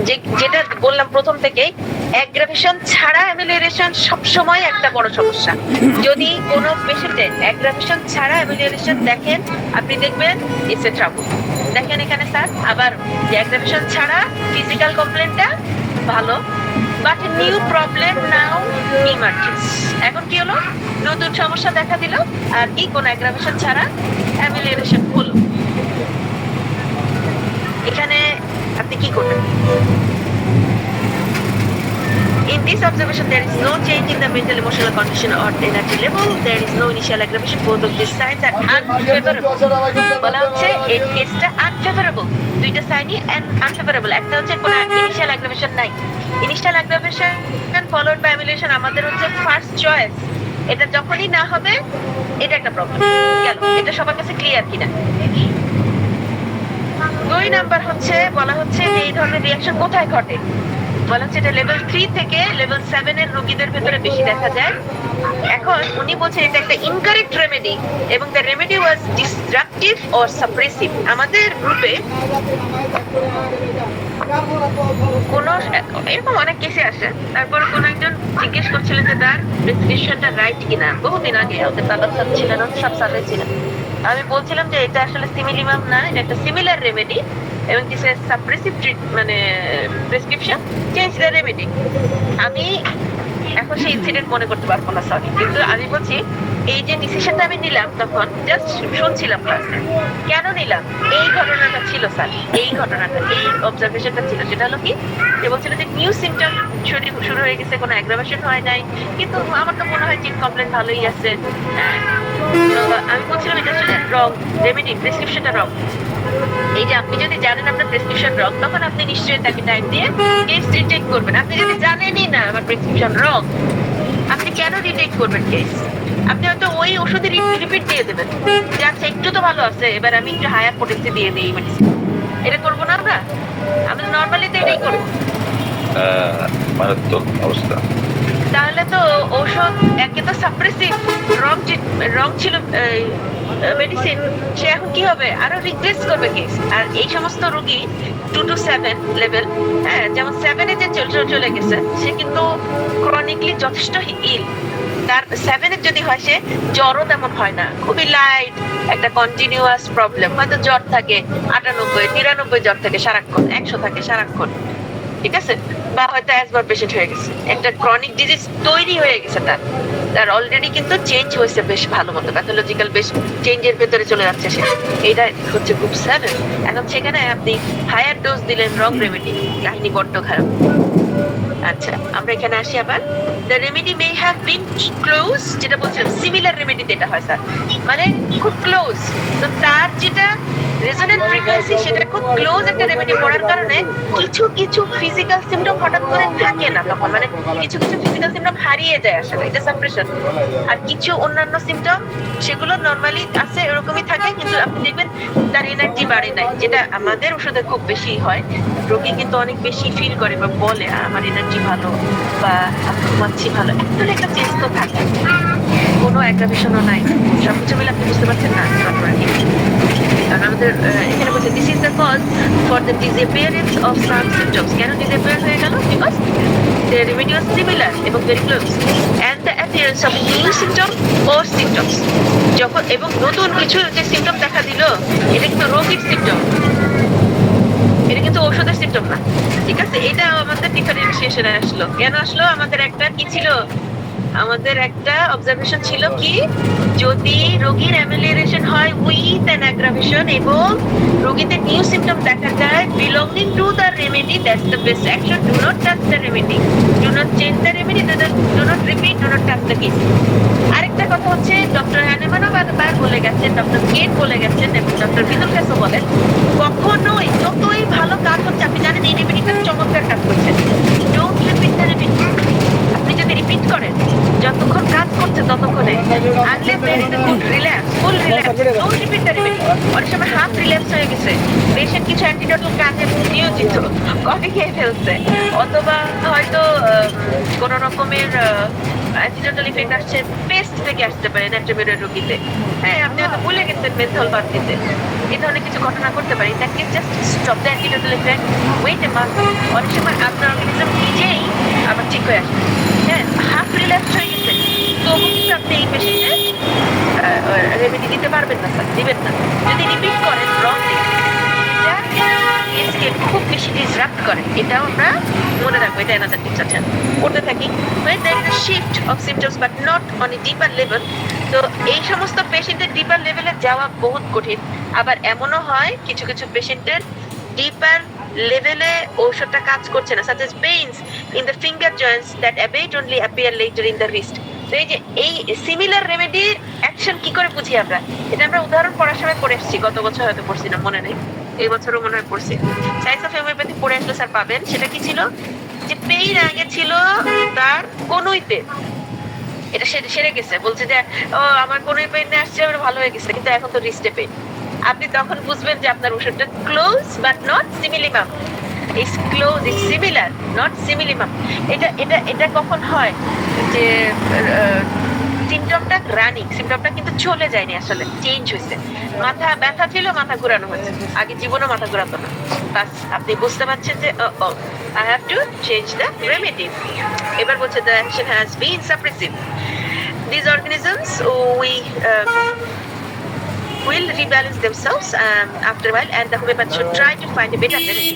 তো এই ক্ষেত্রে আমরা প্লাসিবোতে একটু ওয়েট করি, এবং যদি আপনি দেখেন যে আচ্ছা আমি কেস রিটেক করলে এখন তো সব এলোমেলো, নতুন সিমটমস চলে আসছে, তাহলে এইটা কিন্তু আমি নতুন সিমটমসকে কনসিডার করতে পারছি না। আর কেসটা এত এলোমেলো কেস, এগুলো কি ডিফিকাল্ট কেস, আপনি 6-7 লেভেল 6-7 ওখানে গেলেই আপনার ঝামেলা শুরু হয়ে যাবে। লেভেল 6 থেকে শুরু হয় যে আপনার কাছে মনে হবে এই তিনটা রেমেডির কোনটা ঠিক বুঝে উঠতে পারছি না। সেক্ষেত্রে একটা টিপস আছে, হ্যাঁ সেক্ষেত্রে একটা টিপস আছে, যখন প্র্যাকটিসের চাপে আমরা ভুল করি, কিন্তু এখানেও একটা টিপস আছে, এটা হলো ইউ হ্যাভ টু প্রেসক্রাইব। ধরেন প্রেশার আপনি ওখানে তাকে বিদায়ও দিতে পারছেন না, হ্যাঁ একটা হচ্ছে প্লাসিবো দিয়ে বিদায় করো, আর আরো বেশি করে স্টাডি করো কেসটা। আরেকটা হলো যে না আমি এখন বিদায় দিতে পারছি না, আমার দিতেই হবে, সে অনেক দূর থেকে আসছে, আবার সে সহজে আসতে পারবে না, তখন কি করবেন, সম্ভাবনাময় রেমেডিগুলো তাকে ব্যাক করে দিবেন, প্লাস আপনি তার তার সিমটমস গুলোর ভেতরে সবচেয়ে বেশি যোগ করলে যে রেমেডিটা আসে, ঠিক আছে, তার মেন্টাল, ইমোশনাল, ফিজিক্যাল। তো প্রবলেম ছিল আমার, ওনারা আমাকে ইমোশনালটা বলছিল না, ঠিক আছে, অনেকে মান সম্মানের বেশি ভাবে, কিন্তু এদিকে যে ওনার টাকাটাই ফেলা যাবে বা আমারও টাইমটা নষ্ট হবে, এটা কিন্তু অনেকেই বোঝে না। আর অনেকে মনে করে যে এটা বলার কি প্রয়োজন, হোমিওপ্যাথিতে এটা যে খুব প্রয়োজন, এটা বলার মানে তারা বোঝে না। আমার একটু আগে একটা টেক্সট আসছে, সেটা হলো তার মহিলা হচ্ছে সেকেন্ড ম্যারেজের পর এখন হ্যাপি আছে, ফার্স্ট ম্যারেজে একটা বাচ্চা ছিল, তার হাজবেন্ড এবং ইনলস খুব আনসাপোর্টিভ ছিল, তার প্যারেন্ট তাকে ডিভোর্স করিয়ে নিয়ে আসে এবং সেকেন্ড ম্যারেজ দেয়। তো সেকেন্ড বাচ্চাটা হওয়ার পর তার পোস্টন্যাটাল ডিপ্রেশন দেখা দেয়। তো রোগী সিপিয়াতে ভালো ছিল। এখন গতকাল তার মা আমাকে লিখছেন যে রোগীর মানসিক অবস্থা মনে হয় ভালো না, তুমি ওর একটা ফলো আপের ব্যবস্থা করো। আমি রোগীকে লিখলাম যে আপনার কি ফলো আপ লাগবে, কারণ এটা তো আসলে সাথে অ্যাডাল্ট, তাকে তো আর মা বললেই দেখা যায় না। বললাম যে আপনার কি লাগবে আমাকে জান। সে আমাকে মেসেজ দিছে, সে মেসেজটাকে হাস্যকর, সেটা হলো ও সামহাও আমার পোস্টন্যাটাল ডিপ্রেশনটা ফিরে আসছে, আমি যদিও ভালোই ছিলাম, তো গত 6 মাসে আমার ওর সাথে ভালোই ছিল, একটা ডোজ, আর এখন সে আমাকে না জানিয়ে কিন্তু সাইকোলজিস্ট দেখাতে গেছিল, ঠিক আছে। তাহলে দেখেন আমরা আসলে হোমিওপ্যাথি করতে গিয়ে অনেক রকম স্ট্রাগলের মধ্যে পড়ি। গতকাল ওই যে আমাদের এক স্যার বলছিলেন না যে আসলে types of personality, like personality type বলছিলেন ডাক্তারের এবং রোগীর, আসলে এটা বড় একটা রোল প্লে করে। আবার চলে আসছি এই জায়গাটায় যে তাহলে আমি কি করব, ফাইন্ড এ নিউ রেমেডি। এখানে দুটো কাজ, জি স্যার একটা ডোজ, only one dose, জি স্যার, এবং সে এক্সিলেন্ট ছিল। এখন দেখেন স্যার 1M ছিল স্যার, সিপিএ 1M। ওকে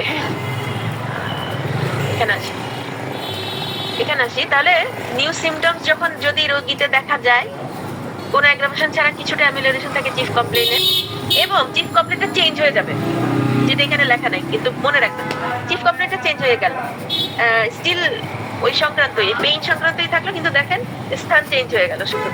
এই ক্ষেত্রে বা চিফ কমপ্লেইনটার সাথে রিলেটেড একটা প্রবলেম দেখা দিবে, হ্যাঁ, ইন এ চেঞ্জড ওয়ে। আপনি বুঝতে পারছেন এটা similar remedy, suppressive treatment, you have to change the remedy. আরেকটা হতে পারে এই ক্ষেত্রে আমি করণীয় কি স্যারের বই দিয়ে করছি, তো লোয়ার লেভেলে সাধারণত সাপ্রেশন অফার্স দিলে আপনি কি জানেন যে হোমিওপ্যাথিক ওষুধ দিয়ে আপনি লোয়ার লেভেলে খুব হ্যাপি থাকতে পারবেন, রোগীও খুব হ্যাপি থাকবে স্যার। এই 7, 8 এর 9 এ 7, 8, 9 আপনার রোগীকে আপনি খুব দ্রুত সাপ্রেস করতে সক্ষম। একটা রং রেমেডি দেন 200 সি বদলে 200 সি, হয়তো 30 সি দরকার, এইটাই সে সাপ্রেস হয়ে যাবে। আপনি বুঝতে পারবেন যেন কেমন একটা চেঞ্জ হয়, লাইক অ্যাকচুয়ালি বেটার না, কিন্তু ওই সিমটমটা একটু চেঞ্জ হয়ে গেছে, তাই রোগী বারবার আসতে থাকে। তো এখানে আছে ভিডিও আছে আসলে ডিফেন্স মেকানিজমটা ভাই ভাই বসেন এক সাইড বসেন so it is easily এগুলো অযথা আটকে রাখছেন symptoms will shift to a deeper area such as when pain disappears in the finger joints and after 6 times or জায়গা রাখতো এটা খুব ইম্পর্টেন্ট। মানে পুরো রাস্তাটা ব্লক ডিপার এরিয়া কি করে বুঝবেন, কে বলতে পারেন বলেন? সায়েন্স অফ হোমিওপ্যাথি আমরা একবার না দুইবার মনে হয় পড়ছি। সো আমরা এরিয়া এই যে হ্যান্ড রাইজ করছেন ডিপার এরিয়া কিভাবে জি জি বলেন স্যার বলেন।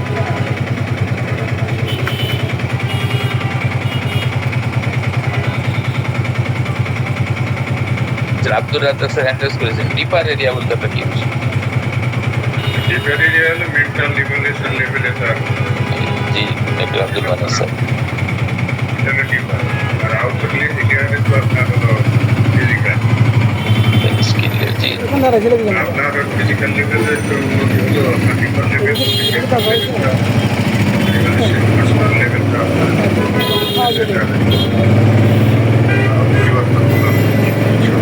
পুরো রাস্তা হারিয়ে আছে শুধু ধন্যবাদ sir, thank you very much. খুব স্যার একদম ঠিক বলছেন। তাহলে দেখেন যে এই যে আমরা এই ফর্ম এটা সুন্দরভাবে লিখে সামনে একটু ঝুলিয়ে রাখবেন, যেহেতু এটা অনেকের কাছে নতুন। সেটা যে ফিজিক্যাল সিমটমস চলে গেল, কমে গেল, চেঞ্জ হয়ে গেল, সেটা নাও হতে পারে। ফিজিক্যাল সিমটমসটা একেবারে ডিসঅ্যাপিয়ার হয়ে গেল লেভেলেই না, খুব বেশি কিন্তু হয়ে সে খালি স্যাড স্যাড স্যাড, প্রচন্ড রাগ, ব্যথা, ফোবিয়া, বিভিন্ন ফোবিয়া দেখা দিল, এংজাইটি দেখা দিল, সেই সাথে সে হয়তো বিভিন্ন ডিলিউশন শুরু হয়ে গেল। সে হয়তো বলতে লাগলো যে হ্যাঁ আমি তো বললাম যে বাবা আমার পাশেই বসে আছে, হয়তো তাকে খাবার আপনার সামনে হয়তো বসে বসে আরেকজনকে সে চা খাচ্ছে, কেউ নাই ওখানে, এমন কাহিনী আপনি দেখবেন। কিন্তু কাণ্ডটা স্যার আমরাই ঘটালাম, ঠিক আছে?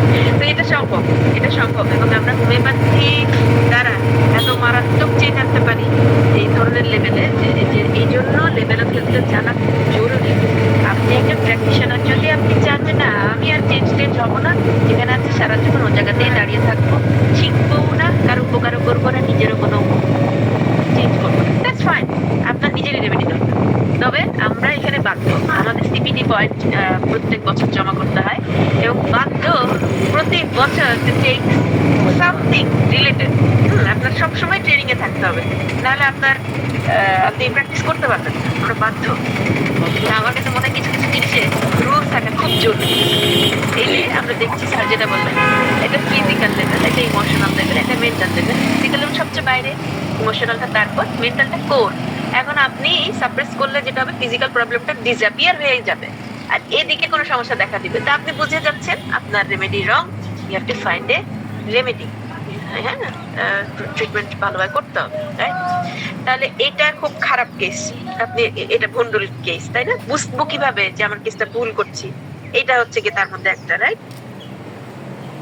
এখন বলছেন স্যার যে এখন আমি কি করব? বলছেন if the new complaint is not too uncomfortable for the patient, best strategy is to wait until the new symptoms subside, then retake the case. আচ্ছা, দুটো কাহিনী। অনেকে প্রথমে অবহেলা করে কেসটা নেয় যে আরে এটা তেমন কঠিন না, মনে হচ্ছে সহজ, দিয়ে আচ্ছা অল্পতেই বোঝা শেষ, আমি বুঝে গেছি এটা ন্যাট্রামিউরি হবে না, আসলে ল্যাকেনি নামের পেশেন্ট। ঠিক আছে, অনেক মিল, কিন্তু অনেক মিল। আচ্ছা, এরপর কি? ও পেশেন্ট তো ফেরত, আর আপনি বুঝতে পারছেন যে সাবসাইড করছে main symptom, but say better না। তখন কি করব? তখন আমি তাকে পিএল দিব। হ্যাঁ, তখন তাকে পিএল দিব যে যদি এটা এমন হয় যে এটা ডিফিকাল্ট না, মানে তার জন্য খুব কষ্টকর না, যে সিমটমটা এখন তার আছে, এগুলো তো পেশেন্টের অনেকগুলো কষ্ট থাকে, এই পেশেন্টের তো একটা প্যাথোলজি নিয়ে আসবে না, অনেকগুলো সমস্যা নিয়ে আসবে এই লোয়ার লেভেলের পেশেন্ট। কিন্তু বুঝতে পারছেন যে অত কষ্ট হচ্ছে না, প্রাথমিক যে অবস্থা ছিল সেই অবস্থায় ফিরলে আমি ওয়েট করতে পারি, তো ওয়েট করবেন, বিএল দিবেন, তারপরে সে যখন ফিরবে কেসটা ডিটেক্ট করবেন। কিন্তু অধিকাংশ পেশেন্ট এটা আপনি পারবেন না, তো আপনি কি করবেন, যে কেসটা টেকেন ছিল সেই কেসটা বের করবেন এবং আরেকবার স্টাডি করার চেষ্টা করবেন।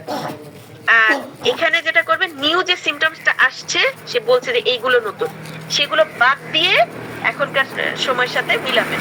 তো নতুন সিমটমস যেগুলো উপস্থিত সেগুলো আমি কি করব, কনসিডার করব না, because this will simply cause more disruption in the case. আর বলছে if necessary the new remedy will need to be antidoted. এখানে বলা হচ্ছে দেখেন অ্যান্টিডোট নিয়ে অনেক কোশ্চেন আমাদের থাকে, তো যদি দেখেন খুব বেশি অসুবিধা, এই কেসটা আসলে খুব খারাপ দিকে চলে যাচ্ছে, আপনার এই কেসকে অ্যান্টিডোট করতে হবে, but not with a homeopathic antidote.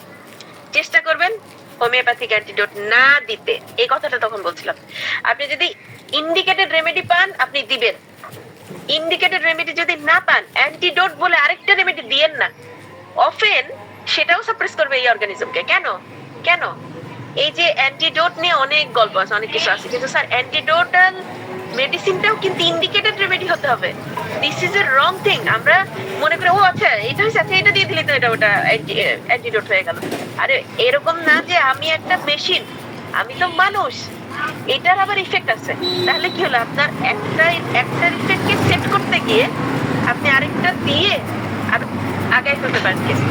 তবে আরেকটা কেস হয়, আচ্ছা এখানে আরেকটা ইয়ে হয়, এখানে আসলে ডিসিশন গুলো অনেক বেশি আছে।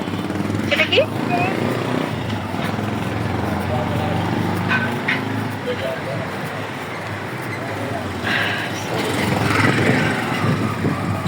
আচ্ছা so because this will simply cause more disruption, আচ্ছা আমি পরে একটু পড়ি এখান থেকে। অ্যান্টিডোটের ক্ষেত্রে any homeopathic remedy used as an antidote when it is not the correct similimum is close enough, এবং এটা আরেকটা ক্লোজ এনাফ রেমেডি।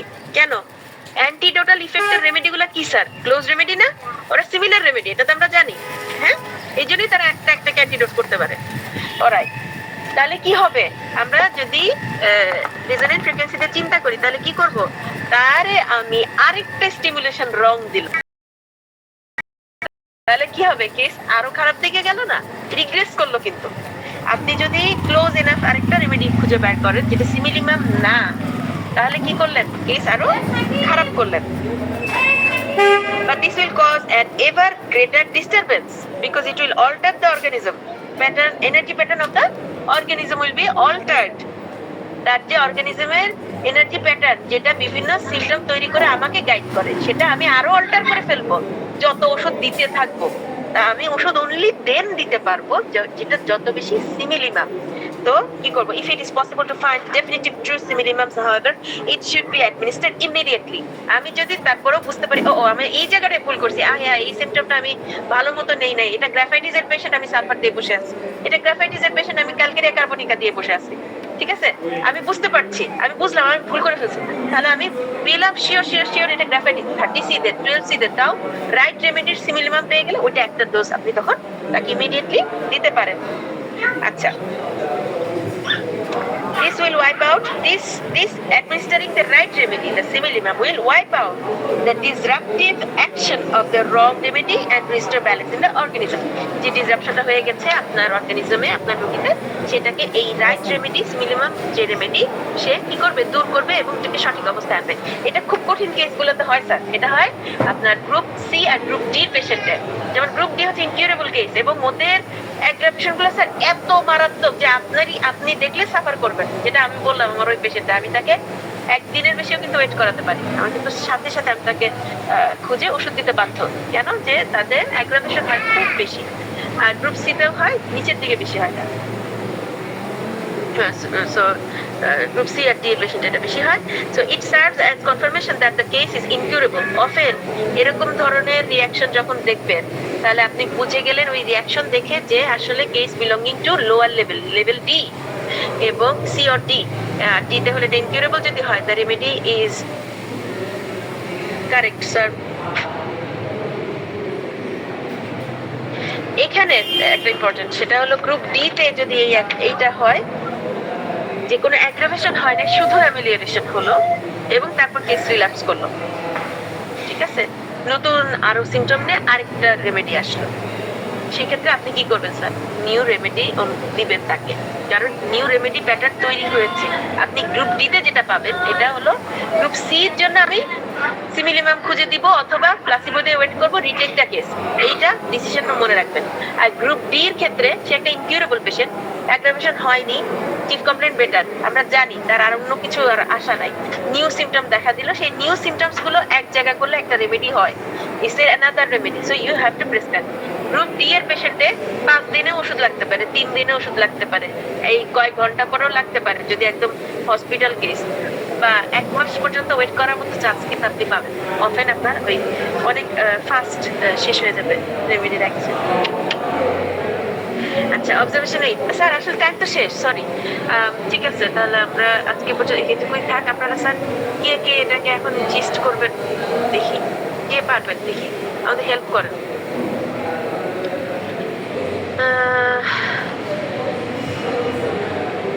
আচ্ছা, পপিকে আজ রিনা আক্তার পপি ম্যাডাম, আপনি কি একটু প্লিজ হেল্প করবেন আমাদের? আমাকে আমাদের আব্দুল হান্নান স্যার অনুমতি দিয়েছেন, আমি এখন নাম ধরে ডাকবো, সো প্লিজ কাইন্ডলি কথা বলবেন। আসসালামু আলাইকুম ম্যাডাম। ওয়ালাইকুম আসসালাম ম্যাডাম, আপনি কি একটু বলবেন? আমি কি তাহলে আপনাকে দেখাবো? আচ্ছা, আমি আপনাকে, আচ্ছা আমাকে এটা বলেন, আমার মনে হচ্ছে যে এটা বেশ একটা কঠিন সিচুয়েশন এবং এখানে পড়লে আমরা কি করব?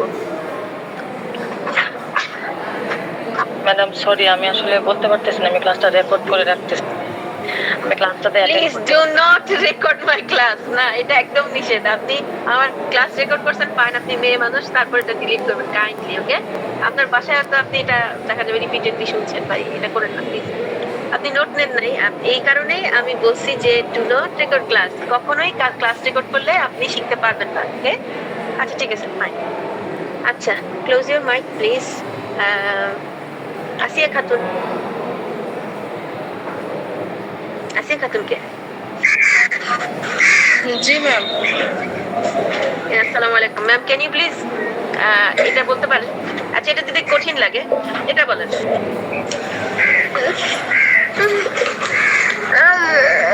কি বাবা,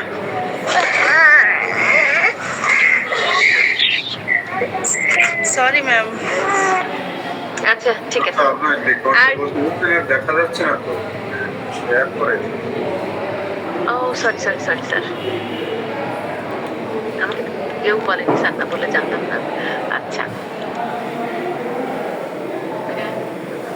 আচ্ছা ঠিক আছে, আরো সহজ, সেটা হচ্ছে এটা কে বলতে পারবেন যে এখানে কি করতে হবে?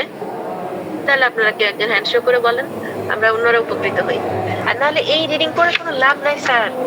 এই আমি 3 দিন এসে এরকম শুধু শুধু বই পড়ে আমারই লাভ, আমার রিভিশন হবে, হ্যাঁ, আর তো কোনো লাভ নাই।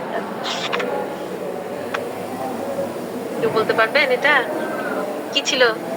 কোনো অ্যাগ্রাভেশন নাই, patient reports being better, it's not really well. কি করতে হবে? কি করণীয়?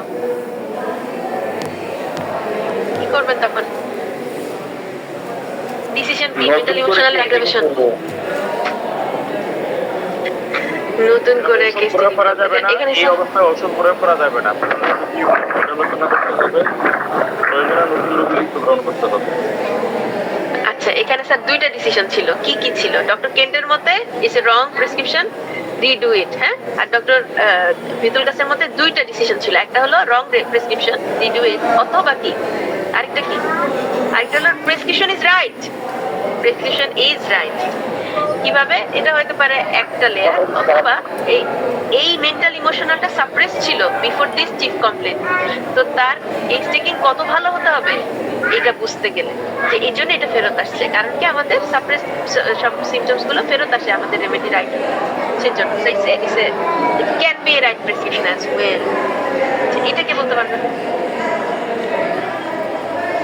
এটা তো খুব সহজ, এটা কে বলতে পারবেন? আর একজন মাইক খুলে আরেকজন বন্ধ করে দিবেন, হ্যাঁ, তাহলে শোনা যায়। এটা কে বলতে পারবেন? ফিজিক্যাল সিমটম সাবসাইড, ফিজিক্যাল সিমটমটা প্রথমে একটা ইনিশিয়াল অ্যাগ্রাভেশনে কমে গেল, তারপর কোনো রিঅ্যাকশন মেন্টাল ইমোশনাল লেভেলে নাই, এনার্জি লেভেলে নাই, এটা ডিসিশন কি?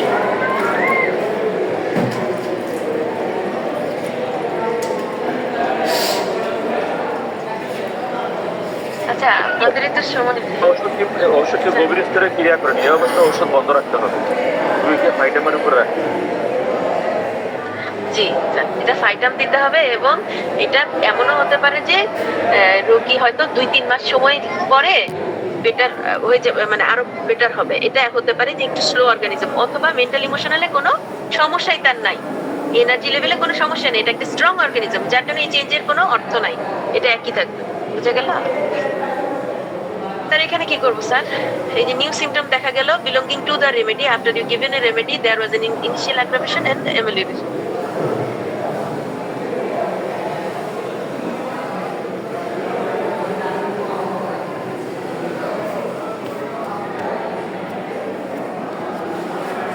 সেকেন্ড প্রেসক্রিপশন হবে। Very good madam. আপনি কে? আমি আসমাউল ইসলাম। আচ্ছা, আসমাল হোসনা। জি ম্যাডাম শোনেন, এখানে কোনো প্রেসক্রিপশন হবে না। কেন হবে না এটা বলেন? আমি কি বলছি সে দেখেন, এখানে শর্ত আছে। কি শর্ত? এখানে একটা জিনিস বুঝতে হবে, আপনার রোগীর অ্যাগ্রাভেশন হয়ে অ্যামেলিয়েশন হয়েছে, তার মানে সব সমস্যা বেড়ে গিয়ে কমে গেল। 1 মাস পর সে যখন আসছে সে ভালো, কিন্তু নতুন কিছু সিমটম হচ্ছে, সে আপনাকে বললো, তখন আপনি সেই নতুন সিমটম গুলো খুঁজে দেখবেন। এই নতুন সিমটম গুলো আপনি যে ঔষধ তাকে দিয়েছিলেন সেই ঔষধের কিনা সার্চ দিলেই তো পাবেন। যদি সেই ঔষধের সিমটম হয়ে থাকে এবং সেই ওষুধ তাকে 1 মাস ধরে ভালো রাখে, হ্যাঁ, প্রথম দিকে সমস্যা বেড়ে যেয়ে তারপর সে ভালো থাকে, এই রোগীকে 4 থেকে 6 মাসেও কোনো ঔষধ না লাগতে পারে। Do not touch the case. আপনার কেসে প্লাসিবো চলবে। বুঝে গেল? জি প্লাসিবো ম্যাম। চলবে। আচ্ছা, আমাদের আসলে অনেক পড়ে লাভ নেই, তার জন্য মনেই তো নাই। এটা কি জানেন? এই যে after an initial aggravation the patient feels much better in every aspect but some symptoms remain, minor symptoms remain করবে। বলছে যে প্রথমে রোগীর সমস্যা বেড়ে যাবে, তারপর সে খুব ভালো আছে, 1 মাস সময় পর এসছে, কিন্তু বলছে আমার কিছু কিছু কষ্ট রয়েই গেল। তো কি করবেন? এটা ওষুধ নির্বাচন সঠিক আছে, হ্যাঁ, এক্ষেত্রে তো ওয়েট করা লাগবে, ফাইটামের উপর রাখতে হবে। জি স্যার, জি ধন্যবাদ। এটা দেখি, patient feels much better in every aspect but there is little or no aggravation. কি করবেন? ম্যাম মেডিসিন তো সঠিকই আছে, এখানে ওয়েট করতে হবে। এখানে মেডিসিন সঠিক, আপনি ওয়েট করবেন। এখানে আরেকটা ডিসিশন আছে যেটা গতকাল বলছিলাম, আজকে বলা হয়নি। আচ্ছা, সেটা হলো যখন কোনো অ্যাগ্রাভেশন না হয় অ্যামেলিয়েশন হয়, তখন একটা কথা সবসময় মাথায় রাখতে হবে, এটা লেভেল ডি এর পেশেন্ট কিনা। ডির পেশেন্ট কিনা। যদি ডির পেশেন্ট হয় 1 মাস পরে সে ভালো আছে, 1.5 মাস পরেই সে নতুন একটা পুরো পিকচার নিয়ে, ডিফারেন্ট একটা মেডিসিন পিকচার নিয়ে আপনার কাছে আসবে। একটা কথা সবাই মনে রাখবো, আমরা লেভেল ডি এর পেশেন্টে বারবার ওষুধ চেঞ্জ হয় এবং লেভেল ডি কে আলাদা করতে আমরা সক্ষম হলে এটুকুও জানবো যে এই পেশেন্ট কিন্তু আমি কিউর করতে সক্ষম না। If that percent is very lucky, আর হচ্ছে একটা বড় অ্যাগ্রাভেশন সামনে তার আসবে, 4-5-6টা রাইট রেমেডি গুড সিরিয়ালে পড়ার পরে অ্যাগ্রাভেশন হয়ে সে যদি ডি থেকে বের হয়, ইন দ্যাট কেস আপনি তাকে কিউর করতে পারবেন, কিন্তু না, আদারওয়াইজ পারবেন না। আপনাদের কাছে স্যার সেই ইয়েটা আছে না, যে লিস্ট করা, এটা আমি ক্লাসে শেয়ার করছিলাম, যে এই ইয়েগুলো পেশেন্টগুলো ইনকিউরেবল পেশেন্ট, এটা আছে না স্যার? এটা কোনটা বলছেন? প্যাথোলজি, কিছু প্যাথোলজির নাম একটা ফর্মে করে দেওয়া ছিল, যে এই পেশেন্টটা আসলে আরেকবার শেয়ার করে দেব। আচ্ছা আচ্ছা, তাহলে আমার এটা দেখতে হবে স্যার, আমার সময় দেখতে হবে, এটা জানা দরকার আছে। হ্যাঁ, কেন দরকার এটা বলি, যে লেভেল ডি পেশেন্ট কষ্ট পাচ্ছে, আপনি না আপনি ওয়েট করেন, এরকম এটা অ্যাগ্রাভেশন, এটা এরকম ওরকম হয়, আর তো অথচ সেই বেচারা মারাই গেল, কি করবেন আপনি? তাই না? তাকে আপনি ওয়েট করাবেন না, তাকে আপনি বলবেন ঠিক আছে তুমি অ্যালোপ্যাথি হোমিওপ্যাথি যা করো, যে প্যাথি করো, করে শান্ত থাকো, তুমি আরামে থাকো, because this patient say incurable, say curable না। আপনি তাকে ভ্যালিয়েশন দিচ্ছেন, ভ্যালিয়েশন, এটা হচ্ছে হোমিওপ্যাথির ভ্যালিয়েশন, ভ্যালিয়েটিভ সাইড। তো আপনি তাকে ভ্যালিয়েশনে রাখছেন, শুধু 1 মাস পর একটা ওষুধ আসে, 1 সপ্তাহ পর একটা ওষুধ আসে, 2 মাস পর একটা ওষুধ আসে, কিন্তু সে কখনোই ভালো না, সে সবসময় আরেকটা সমস্যা নিয়ে আসে, আপনার ওষুধে সে ভালো থাকে। এখানে কিন্তু খুব সাবধান, যেহেতু অ্যাগ্রাভেশন হয় না, শুধু অ্যামেলিয়েশন। তখন বলেছি না আপনি যখনই শুধু amelioration, it could be level D. আরেকটা কখন এই লাস্ট যেটা বললাম আমরা আজকে, এইটা লেভেল ডি। এই যে এইটা দেখেন, এটা বুঝতে হবে, না বুঝলে যতক্ষণ না বুঝবো পরেরটা পড়ে দরকার নেই। সেটা কি, যে দেখেন নিউ সিমটমস ইমার্জ করলো, এই কেসটা দেখেন, নিউ সিমটম দেখা দিল কিন্তু চিফ কমপ্লেন কমে গেল, মেন্টাল ইমোশনাল একই থাকলো। এখানে নিউ সিমটম যদি একটা নির্দিষ্ট প্যাটার্ন ফর্ম করে, যে that's a remedy, you have to give the remedy. এবং আপনি জানেন যে এটা এমন একটা রোগী যেটা সি এর লো অথবা টি, এরা অনেক সময় করে সি এর লোতে যেটা হয় স্যার, একসাথে 5-6টা রেমেডি মনে হবে, সবাই মিলে কনফিউজড হয়ে যায়। ফুল ক্লাস আমাদের ডক্টর মিতুল ক্লাস এরকম অনেক কেস প্রেজেন্ট করতেন আমাদের। তার মধ্যে এরকম যে আমি শিওর করতে পারছি না, এই 4টা বা 5টা রেমেডি বারবার আসছে, সবগুলারই কি নোটস বিদ্যমান। What will we do? 5টা রেমেডির কি নোটস বিদ্যমান। তো ওই 5টা রেমেডির মধ্যে তখন আলাদা করা হয় খুবই সূক্ষ্মভাবে। হ্যাঁ, এটা যদি সির পেশেন্ট হয় আপনি আলাদা করতে সক্ষম হবেন। এবং নট অনলি দ্যাট, আপনার প্রথম রেমেডিটা হয়তো মাসখানেকের মধ্যে সেকেন্ড রেমেডি ক্লিয়ারলি ইন্ডিকেটেড হবে এবং কমপ্লিট করবে ফার্স্ট রেমেডির অ্যাকশন। আমরা বুঝছি না এটা, ফার্স্ট রেমেডি তাকে একটু আগিয়ে নিয়ে আসবে, সেকেন্ড রেমেডিকে অ্যাকশন কমপ্লিট করবে এবং আস্তে আস্তে আপনি তার ভালো চেঞ্জ দেখবেন। তো এই ক্ষেত্রে যদি এটা সি, লোয়ার সি হয়, ঠিক আছে, তাহলে কিন্তু এই নিউ সিমটমস দেখা দিল, এলোমেলো হয়ে গেল, মেন্টাল ইমোশনাল চেঞ্জ নাই, শুধু ফিজিক্যাল সিমটম চেঞ্জ হয়ে গেল, সাপ্রেসড হয়ে গেল, তাহলে রং প্রেসক্রিপশন, কারণ কোনো অ্যাগ্রাভেশন হয় নাই। সিতে কিন্তু অ্যাগ্রাভেশন হবে মাস্ট, সি পেশেন্টে অ্যাগ্রাভেশন হবে মাস্ট এই কেসে, এই কেসে। কিন্তু ডি এর পেশেন্টে কোনো অ্যাগ্রাভেশন নাই, চিফ কমপ্লেন বেটার, নতুন সিমটম এসে নতুন একটা প্যাটার্ন তৈরি করবে, গিভ দ্য রেমেডি। আমি মনে আরো পেঁচিয়ে দিলাম, কোন জায়গায় পাচ্ছিলেন এটা বলেন, মানে কোন জায়গাটা বলবো আবার এটা বলেন। এখানে 3টা ডিসিশন আমি বলি, আবার বলি স্যার, সরি। 1 নাম্বার হচ্ছে এটা যদি ডি এর পেশেন্ট হয়ে থাকে এটা রাইট, আপনার কোনো কিচ্ছু না, আপনি আসছে নিয়ম সিমটম আসছে, একটা দেখবেন যে নির্দিষ্ট একটা ওষুধ সে পণ করবে, তাকে দিবেন, সে অ্যামিলিয়েটেড হবে, বারবারই অ্যামিলিয়েশন আসবে উইদাউট অ্যাগ্রাভেশন, লেভেল ডি তে। আচ্ছা, সি এর পেশেন্ট, যদি সি এর পেশেন্ট হয়, এখানে একটা মজার জিনিস হলো, এখানে আমরা একটা এটা আমরা করছিলাম, আমি জানি না, তো এটা হলো সাধারণত সি গ্রুপে এরা ক্রনিক বিভিন্ন ডিজিজে থাকে এবং এদের কি কোনো ফ্রিকুয়েন্ট থাকে না, অ্যাকিউট থাকে না, কিন্তু আপনার রেমেডি রাইট হলেই অ্যাগ্রাভেশন দেখা দেবে এবং তার অ্যাকিউট শুরু হবে। তাহলে এটা সি এর পেশেন্ট যদি হয় তাহলে কি এটা রং না? বুঝতে পারছেন? এটা রং কেন? কারণ অ্যাগ্রাভেশন হয়নি। এখন যখন অ্যাগ্রাভেশন ছাড়া অ্যামিলিয়েশন দেখবেন তখন আপনি ডিসাইড করবেন এটা কি ডি না সি।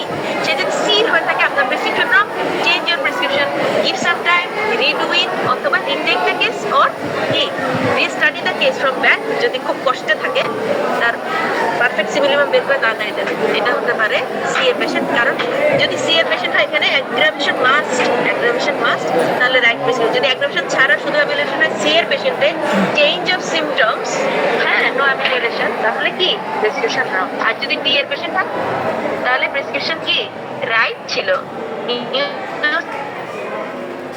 হলো একটা নির্দিষ্ট প্যাটার্ন তৈরি করবে, যেটা একটা নিউ রেমেডি হবে, it will indicate it, so you will give it. Question থাকলে বলেন। ম্যাডাম, এমনও তো হইতে পারে যে ওষুধ সিলেকশন ঠিক আছে, কিন্তু আপনার নতুন যে রেমেডিগুলি আসছে, যে লক্ষণগুলি আসছে, এই লক্ষণগুলি পরিবিজ্ঞানের সময় আসে নাই, কিন্তু এখন আসছে। এখানে কোশ্চেন আছে স্যার, এখানে একটা কোশ্চেন আছে স্যার। কোশ্চেন কি করবেন বলেন তো? বলেন ম্যাডাম। কোশ্চেনটা হবে, আপনি তখনই নিউ সিমটমস গুলো সার্চ করবেন যে রেমেডি আমি দিলাম সেই রেমেডিতে এটা বিলং করে কিনা, এবং সেই ক্ষেত্রেও আপনি প্লাসিবো দিয়ে এই পেশেন্টকে মাসখানেক রাখবেন যে আচ্ছা আর একটু ইমপ্রুভমেন্ট হয় নাকি, না হয়নি, কেস রিল্যাক্স ব্যাক, অথবা একইভাবে চলছে, আপনি বুঝতে পারছেন অপারেশন। আমার কথা কি ক্লিয়ার? জি ম্যাডাম। স্যার বুঝবেন কোশ্চেন হচ্ছে না, আমরা স্যার এইভাবে কোশ্চেন প্রথম দিকে যে থতমত খাওয়া অবস্থা, তো স্যার বাংলাদেশে এই অবজারভেশনে রোগী দেখলে চেম্বারে উঠাই দিয়ে ফেলা লাগবে, রোগীও চলে যাবে সব। এখন পরামর্শ দেন।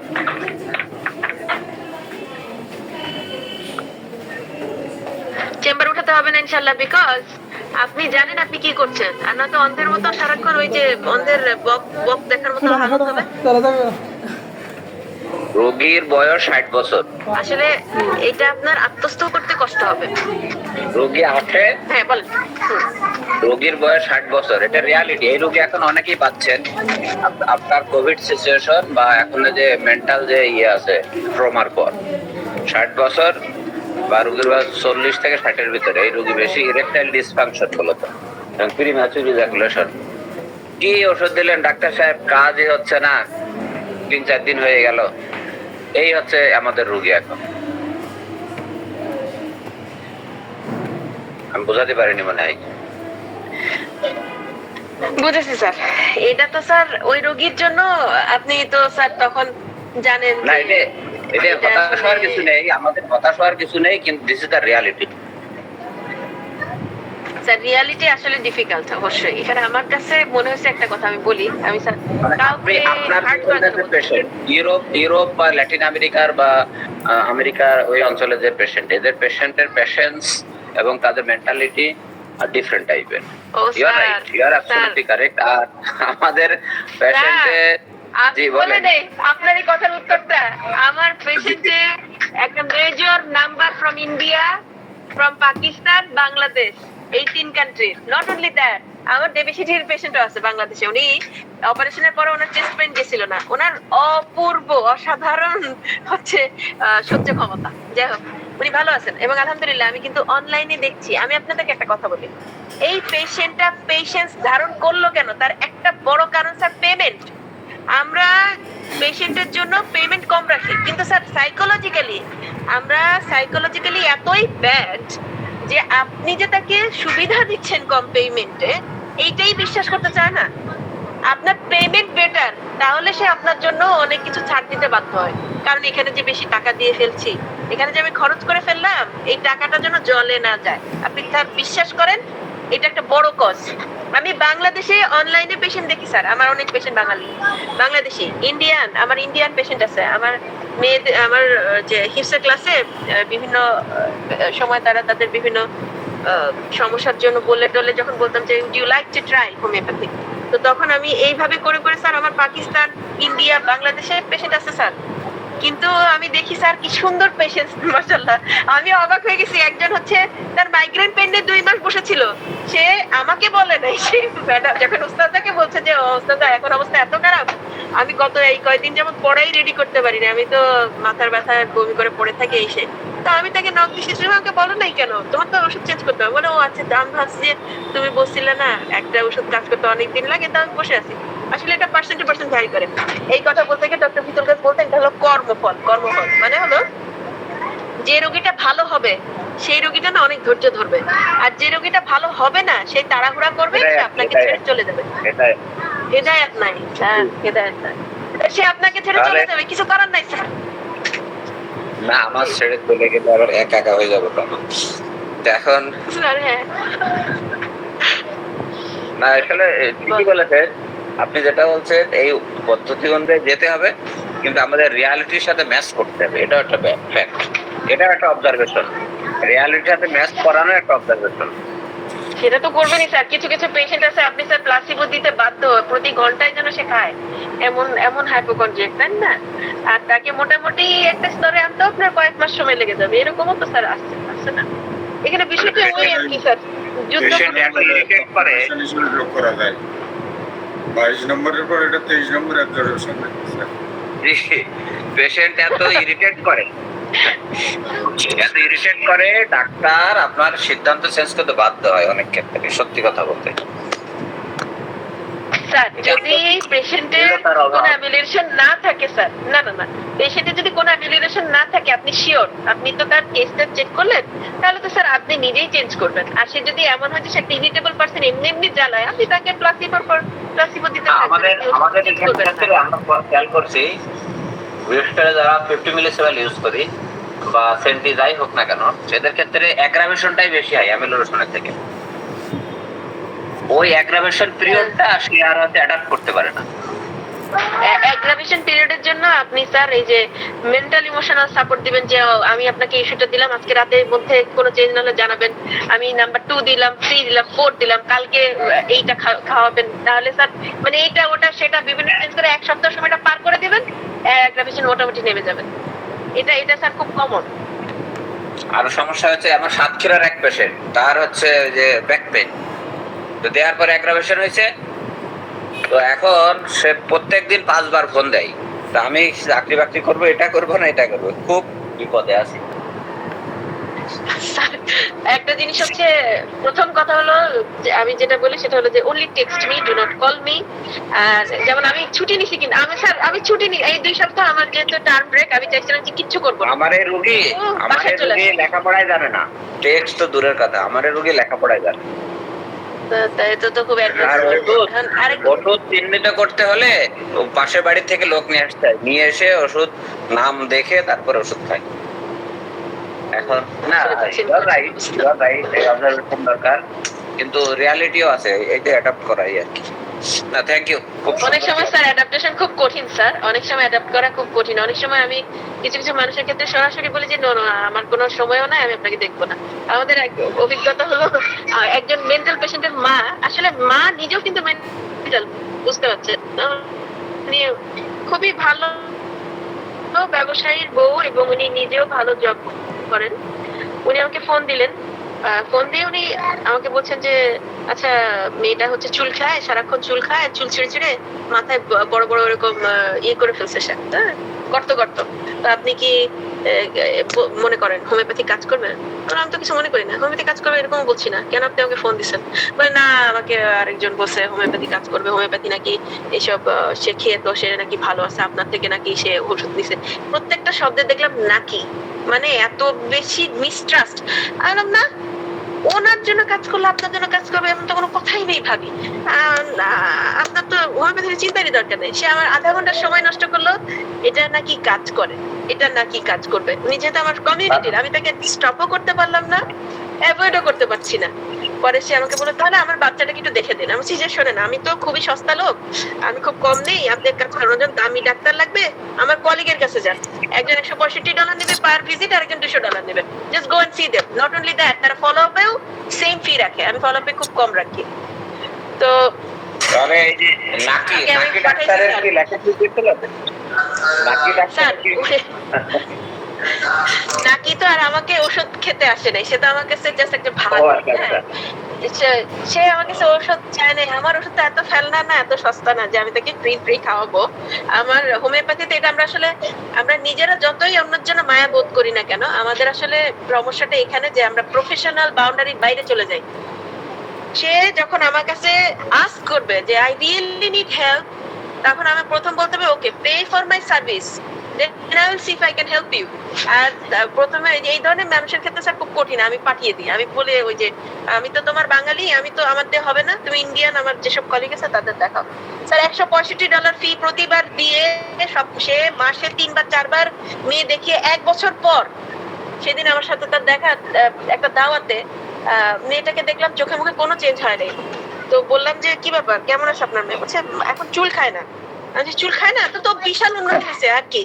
বলে এখন হচ্ছে কাগজ খায় আর করে ওই পোড়ামাটি খায়, আর তার যখন পিরিয়ডের সময় সে বাড়ি ভেঙে ফেলে, দরজা বাড়ি দেয়, চিৎকার করে কান্নাকাটি করে। আমি তো আপনাকে আমার ওই যে ম্যাডাম কি বলছে, উনি আমার ম্যাডাম আসলে কলিগ ছিলেন, তো বলছে যে উনি বলছে যে এটা ঠিক করতে আরো 2-3 বছর যাবে। তা আমি তো দেখাচ্ছি অনেক তো ফি যাচ্ছে, আপনি কি মনে করেন? খুব সন্দেহের সাথে আমার চোখের দিকে তাকিয়েছে যে আমি কি মনে করি। আমি কিছুই মনে করি না, যার পেশেন্ট উনি মনে করবেন। আপনি চাইলে পেশেন্টকে অন্য ডাক্তার দেখাতে পারেন, আমি আরেকটা ঠিকানা দিচ্ছি, কিন্তু এটা আপনার চয়েস, এখানে আমার কোনো চয়েস নাই। আপনি যদি মনে করেন মেয়ে রিগ্রেস করছে, আপনি ডাক্তারটা চেঞ্জ করেন, কিন্তু এখানে আমি কিছু করতে পারবো না, আমি ছোট মানুষ। তো আমার কাছে মনে হয় স্যার অনেক রোগীর জন্য আমরা না, তাদের আসলে বড় ডাক্তার দরকার, চলে যান, আসলে হবে না। আসিয়া খাতুন ম্যাডাম কিছু বলবেন? জি ম্যাম, আসসালামু আলাইকুম ম্যাম, ইন্ডিয়া থেকে বলছি আমি। তো পেশেন্ট যদি প্রথম মেডিসিন দেওয়ার পরে বলে আবার দ্বিতীয়বার এসে বলেন যে 1 সপ্তাহ বা 10 দিন ভালো আছি, ভালো ছিলাম, তারপরে আবার বেড়েছে পেনটা, ব্যথাটা, তখন আমরা কি করব? এটা আমাদের একটা অবজারভেশন সামনে আসবে, তখন আমি বলবো। এখন যদি বলি যার যতটুকু সকাল থেকে হলো ওটুকুও যাবে। আসলে অনেক সময় ম্যাডাম, অনেক সময় না পেশেন্ট প্রথম খুব খুশি হয়ে যায়। এটা হচ্ছে ডক্টর ফিতুল কাজ বলছেন, আমাদের ক্লাস কিন্তু ফর্মালি শেষ আরো অনেক আগে, প্লিজ আপনাদের যাদের কাজ আছে তারা চলে যান, আমরা এমনি কথা বলছি। সেটা হলো অনেক পেশেন্টের যেটা হয় যে ডক্টর ফিতুল কাজ বলছেন, আপনি যদি জেলখানায় বন্দি থাকেন তাহলে প্রথম আপনাকে যখন জেলখানা থেকে মুক্ত করা হবে ওই দিন এবং ওই ক্ষণে আপনি যে একটা চরম আনন্দ উপলব্ধি করবেন, আপনি কিন্তু 1 মাস পরে ওই চরম আনন্দ আর উপলব্ধি করবেন না। এখন হয় কি, আমাদের ওষুধগুলো প্রথম দেওয়ার পর একটা অ্যামেজিং ইফেক্ট হয়, সেটা 2 সপ্তাহ পর কমে গেছে, হয়তো তার হয়তো পেইনটা রিল্যাক্স করছে, হয়তো পেশেন্টের পেইন আগে ছিল 10, এখন 2 উইকসে 8 ফেরত আসছে, মানে 8-এ আসছে, 2 কম, স্টিল কম, না সরি, আপনার ওষুধের পর ধরেন কমে গেল, অর্ধেকই চলে গেল 5, এখন 2 সপ্তাহ পর 6, মানে একটু বেড়ে গেল। সে ভয় পেতে শুরু করে যে হায় আমি মনে হয় আবার সে আগের ব্যথা ফেরত যাচ্ছি। ভয় থেকে অনেক সময় রোগী বেশি বলে। আমরা যদি যে কোনো একটা অবজারভেশন দেখাই, sorry it will take time, আপনি দেখেন যে এখানে যখন একটা অ্যাগ্রাভেশনের পর অ্যামিলিওরেশন দেখেন, প্রতিটাতে খেয়াল করলে একটা জিনিস কিন্তু লক্ষণীয়, প্রতিটা ইমেজে দেখেন এটা কিন্তু টানা নেমে যায় নাই। একটা মানুষের শরীর, এটা একটা অর্গানিজম, এটা একটা জটিল অবস্থা, এটা কিন্তু কমে বাড়ে কমে বাড়ে কমে বাড়ে করে আস্তে আস্তে কমে। এই জন্যই 1 মাস সময় অ্যালাউ করতে বলা হয়। আরেকটা জিনিস আছে, আরেকটা খুব মজার জিনিস, সেটা আমার ছোট বোন করে, সেটা হলো অতিরিক্ত ভালো বোধ করার কারণে অনেক সময় আপনার রোগী লাফিয়ে পড়ে অনেক বেশি কাজ করে সে তার সমস্যাটা বাড়িয়ে ফেলে। এই 2 সপ্তাহ পরে তখন না আমি ওষুধের পর ভালো হয়েছিলাম, আমার এখন তো সেই ব্যথা না, আজকে তো ঘুম থেকে উঠতে ইচ্ছাই করলো না, গা কি ব্যথা, ভালো মতো শুনছি কি কিছু করেছিস কিভাবে, কি না কিছুই না, আমি কিছু করি। তারপর পেলাম কি গত সপ্তাহে আমি ওই যে ওষুধের পর তো ভালো ছিলাম না রে, ভালোই তো ছিলাম তখন, এখন ভালো নেই। আমি কেমন করে বুঝলি ভালো ছিলি না? সেই সপ্তাহে আমি 30 জন লোক দাওয়াত করে খাইয়েছিলাম। তাহলে আমি 30 জন লোক দাওয়াত করে খাইয়েছিলাম, আসলে আমার এনার্জি লেভেল এত ভালো ছিল যে আমি কি করলাম, আমি ওভারডু করলাম। তা আপনি স্যার এই যে সিপিআর কেস ভালো হয় না, এটা নিয়ে অনেকেই বলেন, বিশেষ করে গ্রামের মেয়েরা যদি হয়, মা যদি হয়, বা সিপিআর বেচারের কারণে সিপিআর কে ভালো করা কঠিন কেন? সে ওভারডু করে, তার যখনই এনার্জিটা বেটার ফিল করে সে আবারও সেই ভারী জিনিসপত্র তোলা শুরু করে। সে যেহেতু independent, I will not ask anybody for help, সে নিজেই অনেক কিছু করতে যাবে। তো এই জন্য আপনাকে অবশ্যই পেশেন্টকে একটু সময় দিয়ে এই সচেতনতা গুলো কিন্তু বলতে হবে যে আপনি কিন্তু ওভারডু করতে পারবেন না। I know you will feel better after my remedy. আপনার তখন না এখানে এই জিনিসগুলো জানতে হবে ম্যাডাম, যে সে কি অনেক বেশি কাজ করছে কিনা। অনেকে কিন্তু এটা করে আসে, এটা করে বলে যে আমার ব্যথা ট্যাথা সব বেড়ে গেল, আপনার ওষুধ আর কাজ করছে না। প্রথম কাজ করেছিল, আসলে কাজ করছে, কিন্তু উনি যে আগে দিনে 3 ঘন্টা হয়তো উনি খুব কঠিন কাজ করতেন, এখন হয়তো 6 ঘন্টা করছেন। এটা কিন্তু আপনাকে ফাইন্ড আউট করতে হবে। জি। আর ম্যাম, আমরা মেডিসিন চেঞ্জ কয়দিন পর করতে পারি মোটামুটি? এই এতগুলো অবজারভেশনের পরে এই কোশ্চেন করাতে আমি খুব দুঃখিত হইলাম। কারণ আমি যদি এখন বলতে চাই হোমিওপ্যাথি মেডিসিন হচ্ছে কি ইন্ডিভিজুয়ালাইজড, আবার আমি বললাম এই 1 মাস পর পর ওষুধ চেঞ্জ করবেন, তাহলে স্যার কি করে হলো ম্যাডাম? কি করে হবে না তো। কারণ আপনি ইন্ডিভিজুয়ালাইজড, আপনার একটা 36 মান্থস কাজ করতে পারে, আপনার 200 সে 1 বছর কাজ করতে পারে, ইভেন 2 ইয়ার্স কাজ করতে পারে, depending on your level of health. আমি তো জানি না, আবার আপনি ডি পেশেন্ট, আপনার 1 সপ্তাহ যায় নাই, ওষুধ চেঞ্জ করতে হতে পারে। So we do not know আপনি কখন চেঞ্জ করবেন, তার কতগুলো শর্ত থাকে। যেমন ধরেন চেঞ্জ না, প্রথম হচ্ছে রিপিট বা চেঞ্জ, দুটো নিয়েই বলি। একটা হলো আপনি তাকে চিকিৎসা দিলেন, আপনি বলছেন তার ব্যথা বাড়ছে, আপনি তার অন্যান্য সব সিমটম লিখে রাখলেন, 1 মাসের মাথায়, 2 মাসের মাথায়, 3 মাসের মাথায় ফুল রিল্যাপস করলো, ফুল রিল্যাপস। আপনি দেখলেন যে একদম আগের পিকচারের প্রতিটা সিমটমই বা মেইন যে কিনোটস গুলো ধরে আপনি ওষুধটা দিয়েছিলেন, কিনোট সিমটম সব ব্যাক উইথ দ্য সেম সিভিরিটি। আপনি তখন রিপিট করবেন যে এটা রিয়েলি কাজ করছে এই ওষুধটা। আমার আসলে পোটেন্সি কম ছিল, 30 সি ছিল, 2 মাস গেল, আচ্ছা তাহলে 200 সি দিয়ে দেখি, ঠিক আছে? অথবা প্রথমে 30 সি আমি রিপিট করব, তারপর আমি দেন যদি সে একই পিকচারে রিল্যাপস করে নেক্সট টাইম আমি 200 সি যাব, এটা আমি করতে পারি। বা মেন্টাল ইমোশনালেও যদি আমি দেখি যে একই ঔষধ, সেই ক্ষেত্রে আমি হায়ার ডোজ দিতে পারি 200 সি। এটা আমাদের রিপিটেশনের ক্ষেত্রে একটা ফার্স্ট থিং হলো repeat the same potency first, repeat the same potency first, তারপরে সামনের দিকে যাওয়া। হ্যাঁ, এইগুলো একটা। নাম্বার 2 হচ্ছে আমি কবে তাকে ওষুধ দিব, আমি কখন তাকে ওষুধ দিব, আমি কেন তাকে ওষুধ দেই ম্যাডাম। ফার্স্ট কোশ্চেন ফার্স্ট, আমি তাকে ওষুধ দেই সে সাফার করছে বলে, আমাকে দেখতে হবে আমার ঔষধে তার সাফারিং এর চেঞ্জ কতটুকু। অবজারভেশন আমি এটাই পড়ছি, তার চেঞ্জ কতটুকু, সে কি নতুন সিমটম নিয়ে আসছে, কিসের সিমটম, রোগীর মাইনর সিমটম রয়ে গেছে, মেজর সিমটম ভালো হয়ে গেছে। Don't touch the case. হতে পারে 4 মান্থস পিএল দিবেন আপনি, আপনার প্লাসিবো গুলো দিবেন। হ্যাঁ, প্লাসিবো ইউজ করাটা আমরা এখানে শিখছি, তাই না, এই জায়গাতে। তারপর ধরেন যে আপনি বলছেন যে কবে দিব, হ্যাঁ চেঞ্জ করব কবে, চেঞ্জ করব কবে, যখন সে ফুল পিকচার আনবে, ফুল পিকচার আনবে। লাইক আরেকটা মেডিসিনের 6টা কিনোটস, 4টা কিনোটস নিয়ে উপস্থিত, বেশ বদারিং, তার যা ভালো হয়ে গিয়েছিল তার চেয়ে বদারিং অন্যান্য সিমটমস, বেড়ে গেল সমস্যাটা, একই সমস্যা কন্টিনিউ করলো করে আরো বেড়ে গেল, এবং অন্যান্য সিমটম যোগ করলে তার এখন মেন্টাল শোনে না। যেমন তার ধরেন যে খুব কাশির সিমটম ছিল, সাথে তার হচ্ছে কান ব্যথা ছিল, আপনি ওষুধ দিলেন, কাশি কান ব্যথা সবকিছু মিলে আপনি চায়না সালফিউরিকা দিলেন, ভালো হয়ে গেছে। আচ্ছা 2 মাস পরে ফেরত আসলো কি আমি ভালোই ছিলাম, আমার পিঠে অনেকগুলো ইয়ে ছিল, ইরাপশন ছিল, দেখলেন যে ইরাপশন নাই, কাশি ফেরত, ঠিক আছে, কেস চেক করলেন, এটা লো লেভেলের কেস, হ্যাঁ সি সি সি গ্রেডের পেশেন্ট। তো বললো যে আমার এর মধ্যে একটু ঠান্ডাও লাগছিল, জ্বর আসছিল 99 ডিগ্রি। আপনি বুঝলেন যে বাহ ভালো, অর্গানিজম একটু সামনে আগানোর চেষ্টা করছে। তার কখনো অ্যাকিউট হতো না আজকে কত বছরে, কিন্তু এখন একটু অ্যাকিউট দেখা দিচ্ছে। ম্যাডাম আমার এই কথা কিচ্ছু বুঝবেন না যদি লেভেল অফ হেলথ বই থেকে লেভেল অফ হেলথ কি তা না পড়েন। আপনাদেরকে কিন্তু এটা পড়তে হবে। আমরা কিন্তু এই বইয়ের উপর অনেকবার ক্লাস করিয়েছি, সেই 2022 থেকে আমাদের এই বই অনেকবার পড়া আছে। এই জন্য আমরা যখন কথা বলি আসলে বেসিকটা আপনাদের কিন্তু বাসায় পড়ে নিতে হবে।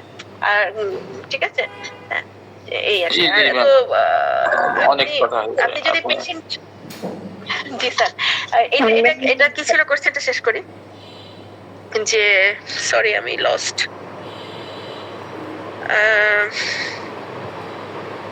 I cannot find it. আমি কোথায় ছিলাম ভুলে গেছি, সরি। লেভেলস অফ হেলথ পড়তে বলছিলেন, অ্যাডভাইস করছিলেন। হ্যাঁ, এটা না পড়লে বুঝবে না। এখন এই যে যেটা যে সে যদি সি এর পেশেন্ট হয়, আপনার কাছে আসছে, এই যে কদিন পর কাশির জন্য আসে, কাশিটা লং লাস্টিং বা এই সেই, আপনি কিন্তু জানবেন যে আমরা অবশ্যই একটা পেশেন্টকে, সরি স্যার আমি হোয়াটসঅ্যাপ ইউজ করি না স্যার, আমার হোয়াটসঅ্যাপ নাম্বার আছে স্যার, কিন্তু এটা অন্যান্য মানে ফ্যামিলি কাজে ব্যবহার হয়, আমি হোয়াটসঅ্যাপটা ফ্যামিলি বাইরে ইউজ করি না। আমি স্যার আমি অ্যাভেলেবল ইসে আমাদের গ্রুপে অ্যাভেলেবল স্যার, আমরা হচ্ছে আমাদের মেসেঞ্জারে অ্যাভেলেবল, যদি প্রয়োজন হয় মেসেঞ্জারে।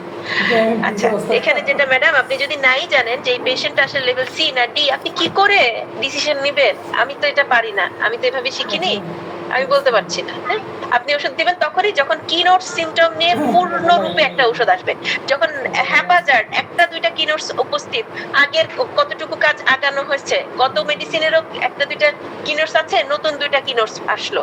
Don't prescribe, wait, always wait. যে এই তখন দেখবেন কি হয় আগের মেডিসিন এইগুলো সব সহজ দূর হবে, অথবা পরের মেডিসিনটা আস্তে আস্তে রিভিল করবে উইথ 3-4 মোর কিনোটস। হ্যাঁ, তখন আপনি তাকে দিবেন ওষুধ। আমি মনে হয় কোশ্চেন অ্যান্সার দিতে পারলাম কিনা দেখেন। ম্যাম যে মেডিসিন ভুল হলে পরে আর একটা ডোজ ইমিডিয়েটলি দিতে পারবো বলছেন, এখানে আমার কি অ্যান্টিডোট করে দিতে হবে না আমি সাথে সাথে এটা ইমিডিয়েটলি দিতে পারবো মেডিসিনটা? এখানে খুব ইম্পর্টেন্ট একটা কোশ্চেন ম্যাডাম আসল হোসনা করছেন। আসলে অ্যান্টিডোট করার জন্য যদি আপনাকে একটা ঔষধ তাকে দিতে হয়, সেই ঔষধটা হতে হবে ইন্ডিকেটেড মেডিসিন। সেই ঔষধের ইন্ডিকেশন এই রোগীতে থাকতে হবে। যদি না হয় আপনি কি করবেন, রোগী আরো এলোমেলো করবেন। এবং যে ইমিডিয়েট ডোজের কথা হচ্ছে সেটা কিসের কথা, সেটা হচ্ছে আপনি কেস রিটেক করে রিস্টাডি করে রাইট মেডিসিন সিমিলিমাম পেয়ে গেলে আপনি দিবেন। কোনো অ্যান্টিডোট করতে হবে না, এই মেডিসিনই ওই ঝামেলা দূর করে দিবে। বোঝা গেল? জি ম্যাম। অ্যান্টিডোট বলে আলাদা আলাদা ওষুধ দেওয়া যাবে না। জি বলেন। আরেকটা কথা বলছিলেন যে আমার যদি মেডিসিন ভুল হয়ে থাকে বা তাকে যদি আমার অ্যান্টিডোট করা লাগে, সেই মুহূর্তে যদি আমি অ্যান্টিডোট না করতে পারি, ব্ল্যাক কপি বা স্ট্রং কপি বা ক্যাম্ফর দিতে পারি। কিন্তু ক্যাম্ফর যেহেতু মেডিসিনের ক্রিয়া নষ্টকারী, তা এখানে আমার ক্যাম্ফর দিয়ে আমি কতক্ষণ ওয়েট করতে হবে আমার দ্বিতীয় পরবর্তী মেডিসিন দেওয়ার জন্য? তাহলে তো ম্যাডাম এত প্রশ্ন ম্যাডাম ক্যাম্পর তো সে আপনি শোকাবেন। জি জি ইটস ওকে। ক্যাম্পর আপনি শোকাবেন, 1 নাম্বার। 2 নাম্বার হলো যে এই যে ব্ল্যাক কফি বলছি, এটা অর্গানিজমের উপর ডিপেন্ড করে, একটু সময় নিবে তাকে অ্যান্টিডোট করতে, এটাও একটা ব্যাপার। এখন কোশ্চেনের অ্যান্সার সিম্পলি কি জানেন, সেটা হলো আপনি কেসটা যখন রিস্টাডি করলেন, রিস্টাডি করে সিমিলিমাম যদি পেয়ে যান, কিচ্ছু করতে হবে না, কোনো কফি লাগবে না, কোনো অন্য অ্যান্টিডোটাল মেডিসিন খুঁজবেন না। তার সিমিলিমাম মেডিসিন যদি পেয়ে যান, ওটা 1 ডোজ দিবেন, লো ডোজই দেন কিন্তু 1 ডোজ দিবেন, এটাই তাকে ফিক্স করবে। বুঝতে পারছেন? অন্য কিছু লাগবে না তো। আপনি তাকে, আমাদের এই মাথায় এটা ঢুকে গেছে, হ্যাঁ, যে আমি অ্যান্টিডোট করব ফার্স্ট, আমি অ্যান্টিডোট করব first. No, you don't need to do anything. Antidote করতে গিয়ে একটা মেডিসিন যে দিবেন সেটাও সিমিলিমাম হতে হবে ভাই। সেটা যদি না পাওয়া যায় তাহলে আপনি কিভাবে অ্যান্টিডোট জাস্ট ওই লিস্ট দেখে দিয়ে দিবেন? পারবেন না। আপনার যেটা করতে হবে, তার কেস রিটেক করতে হবে। আপনি যদি তার যদি বেশি কষ্ট না হয়, একটু সময় দিয়ে পিএল দিয়ে ছেড়ে দেন, কয়দিন পর ফেরত আসলে রিটেক করেন, করে প্রপারলি কেসটা করেন। যদি না সম্ভব হয়, না রোগীর অনেক কষ্ট হচ্ছে, তাহলে যেটা করবেন, কেস যেটা আগে নেওয়া আছে এবং বর্তমানে সে আসছে, তার নিউ যে সিমটম গুলো সে বলছে, এগুলো বাদ দিবেন। বাদ দিয়ে কেসটাকে রিঅর্গানাইজ করবেন, করে আপনি প্রেসক্রাইব করবেন। বুঝতে পারছেন? জি ম্যাম, বুঝছি না, ওই যে বলছেন এর জন্য শুনলাম, মানে আমরা তো নিউ এর জন্য ম্যাম। আর যে বলছেন যে আপনার একটা আমি নিজেও নিউ ম্যাম। জি দিয়েছিলেন, তার পরবর্তীতে সিভিলিয়াম দেওয়া লাগছে, এখানে কি স্যার ম্যাম এখানে কি এন্টিডোট করে তারপর সিভিলিয়াম দেওয়া লাগছে, না তাকে দিতে পারছেন? সুবহানাল্লাহ। আমাদের নো, সিভিলিমামই দিছি আমি তাকে, because syphilinum was a good antidote for sulphur. শুনেন, কোন সিফিলিটিক মেডিসিনে আপনি যদি সোরিক মেডিসিন দেন, কোন সিফিলিটিক পেশেন্টে আপনি যদি সোরিক মেডিসিন দেন এবং তুমুল অ্যাগ্রাভেশন হয়, সেক্ষেত্রে আপনার অস্ত্র সিফিলিমাম, এটা মনে রাখবেন। আর কিছু no ma'am, there is now. আপনি একটানা প্রায় 2 ঘন্টার কাছাকাছি আপনি ই করছেন। এখন আমরা কতটুকু বলেছি আর কতটুকু আপনি বলেছেন, এটা বলে তো আপনার নো প্রবলেম স্যার। এটা ভালো লাগে স্যার, এটা আমার হোমিওপ্যাথি নিয়ে ডিসকাশন, কোনো প্রবলেম না স্যার, কিন্তু যদি কারো উপকার করে।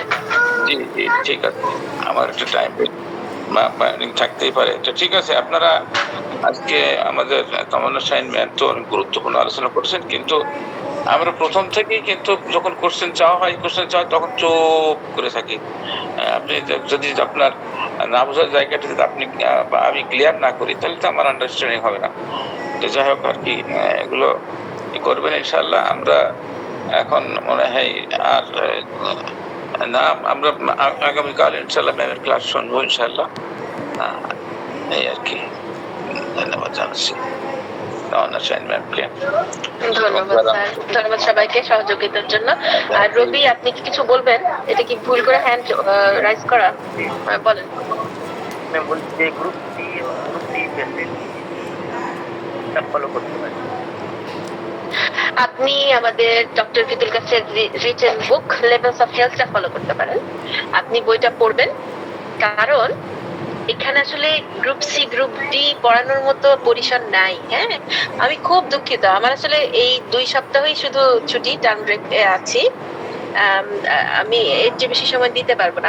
এইটা আমরা ক্লাসে অনেকবার পড়ে আসছি স্যার, তো আপনি কাইন্ডলি বইটা পড়বেন কেমন? লেভেল অফ হেলথ বলে একটা বই আছে, ডক্টর ফিতুল কাছের লেখা, আপনারা কাইন্ডলি এটা পড়বেন। এটা আর একটা হচ্ছে, তাহলে তো খুব ভালো। আপনি তাহলে খোলেন, দেখি চ্যাপ্টার খোলেন, বইটা খোলেন। বইটা খোলেন, 39 পেজে চলে যান, 39 পেজে চলে যান, এখানে একটা টিক দেন। তারপর আপনি দেখেন 39 পেজের পরে, জি আপনি এই যে পোটেন্সি সিলেকশন থেকে শুরু করে সমস্ত কিছু এত চমৎকার করে গুছিয়ে লেখা বইটা। তারপর এই যে চলে যান 52 নাম্বার পেজে, 52 নাম্বার পেজে, জি 23 নাম্বার পেজে।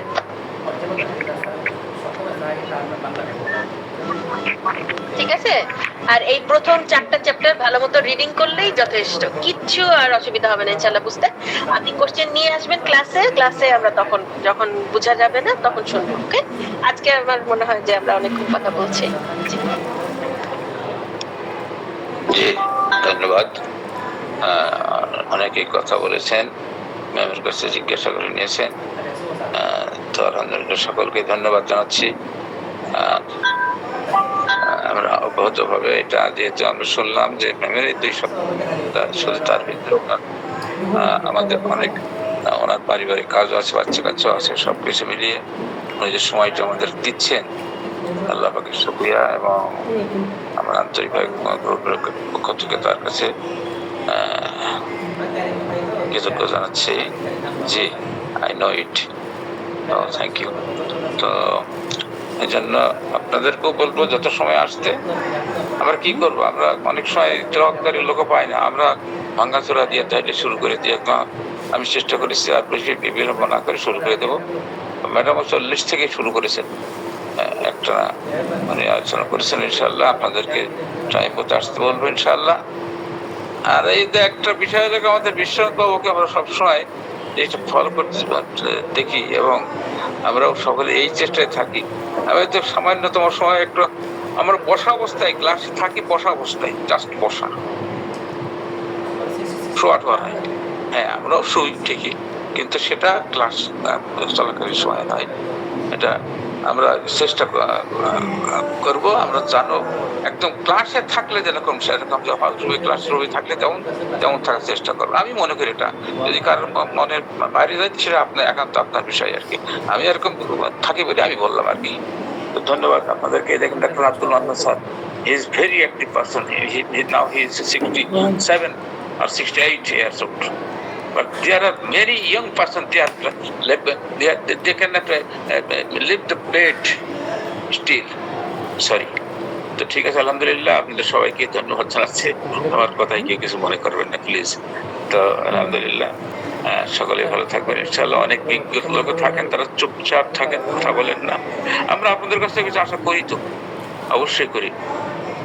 তো যাই হোক আলহামদুলিল্লাহ, আজকে সকালের এই আয়োজনে সকলে থাকার জন্য ধন্যবাদ জানিয়ে শেষ করছি। দিনটা সকলের জন্য ভালো যাক। আসসালামু আলাইকুম রহমতুল্লাহ। বিদায় নির্মাণ वीडियो है वीडियो यार सस्पेंड वीडियो गाड़ी डिस्टर्ब है गाड़ी आ दिया ठीक है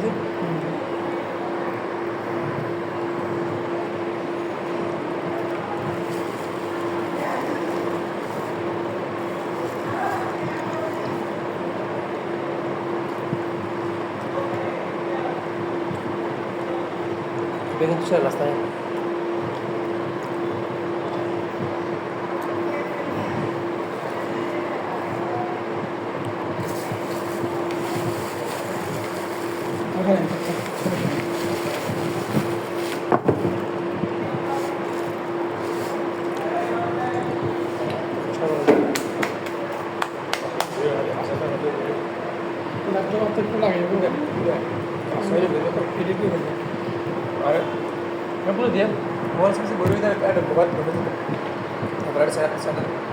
মোবাইল রেডি করি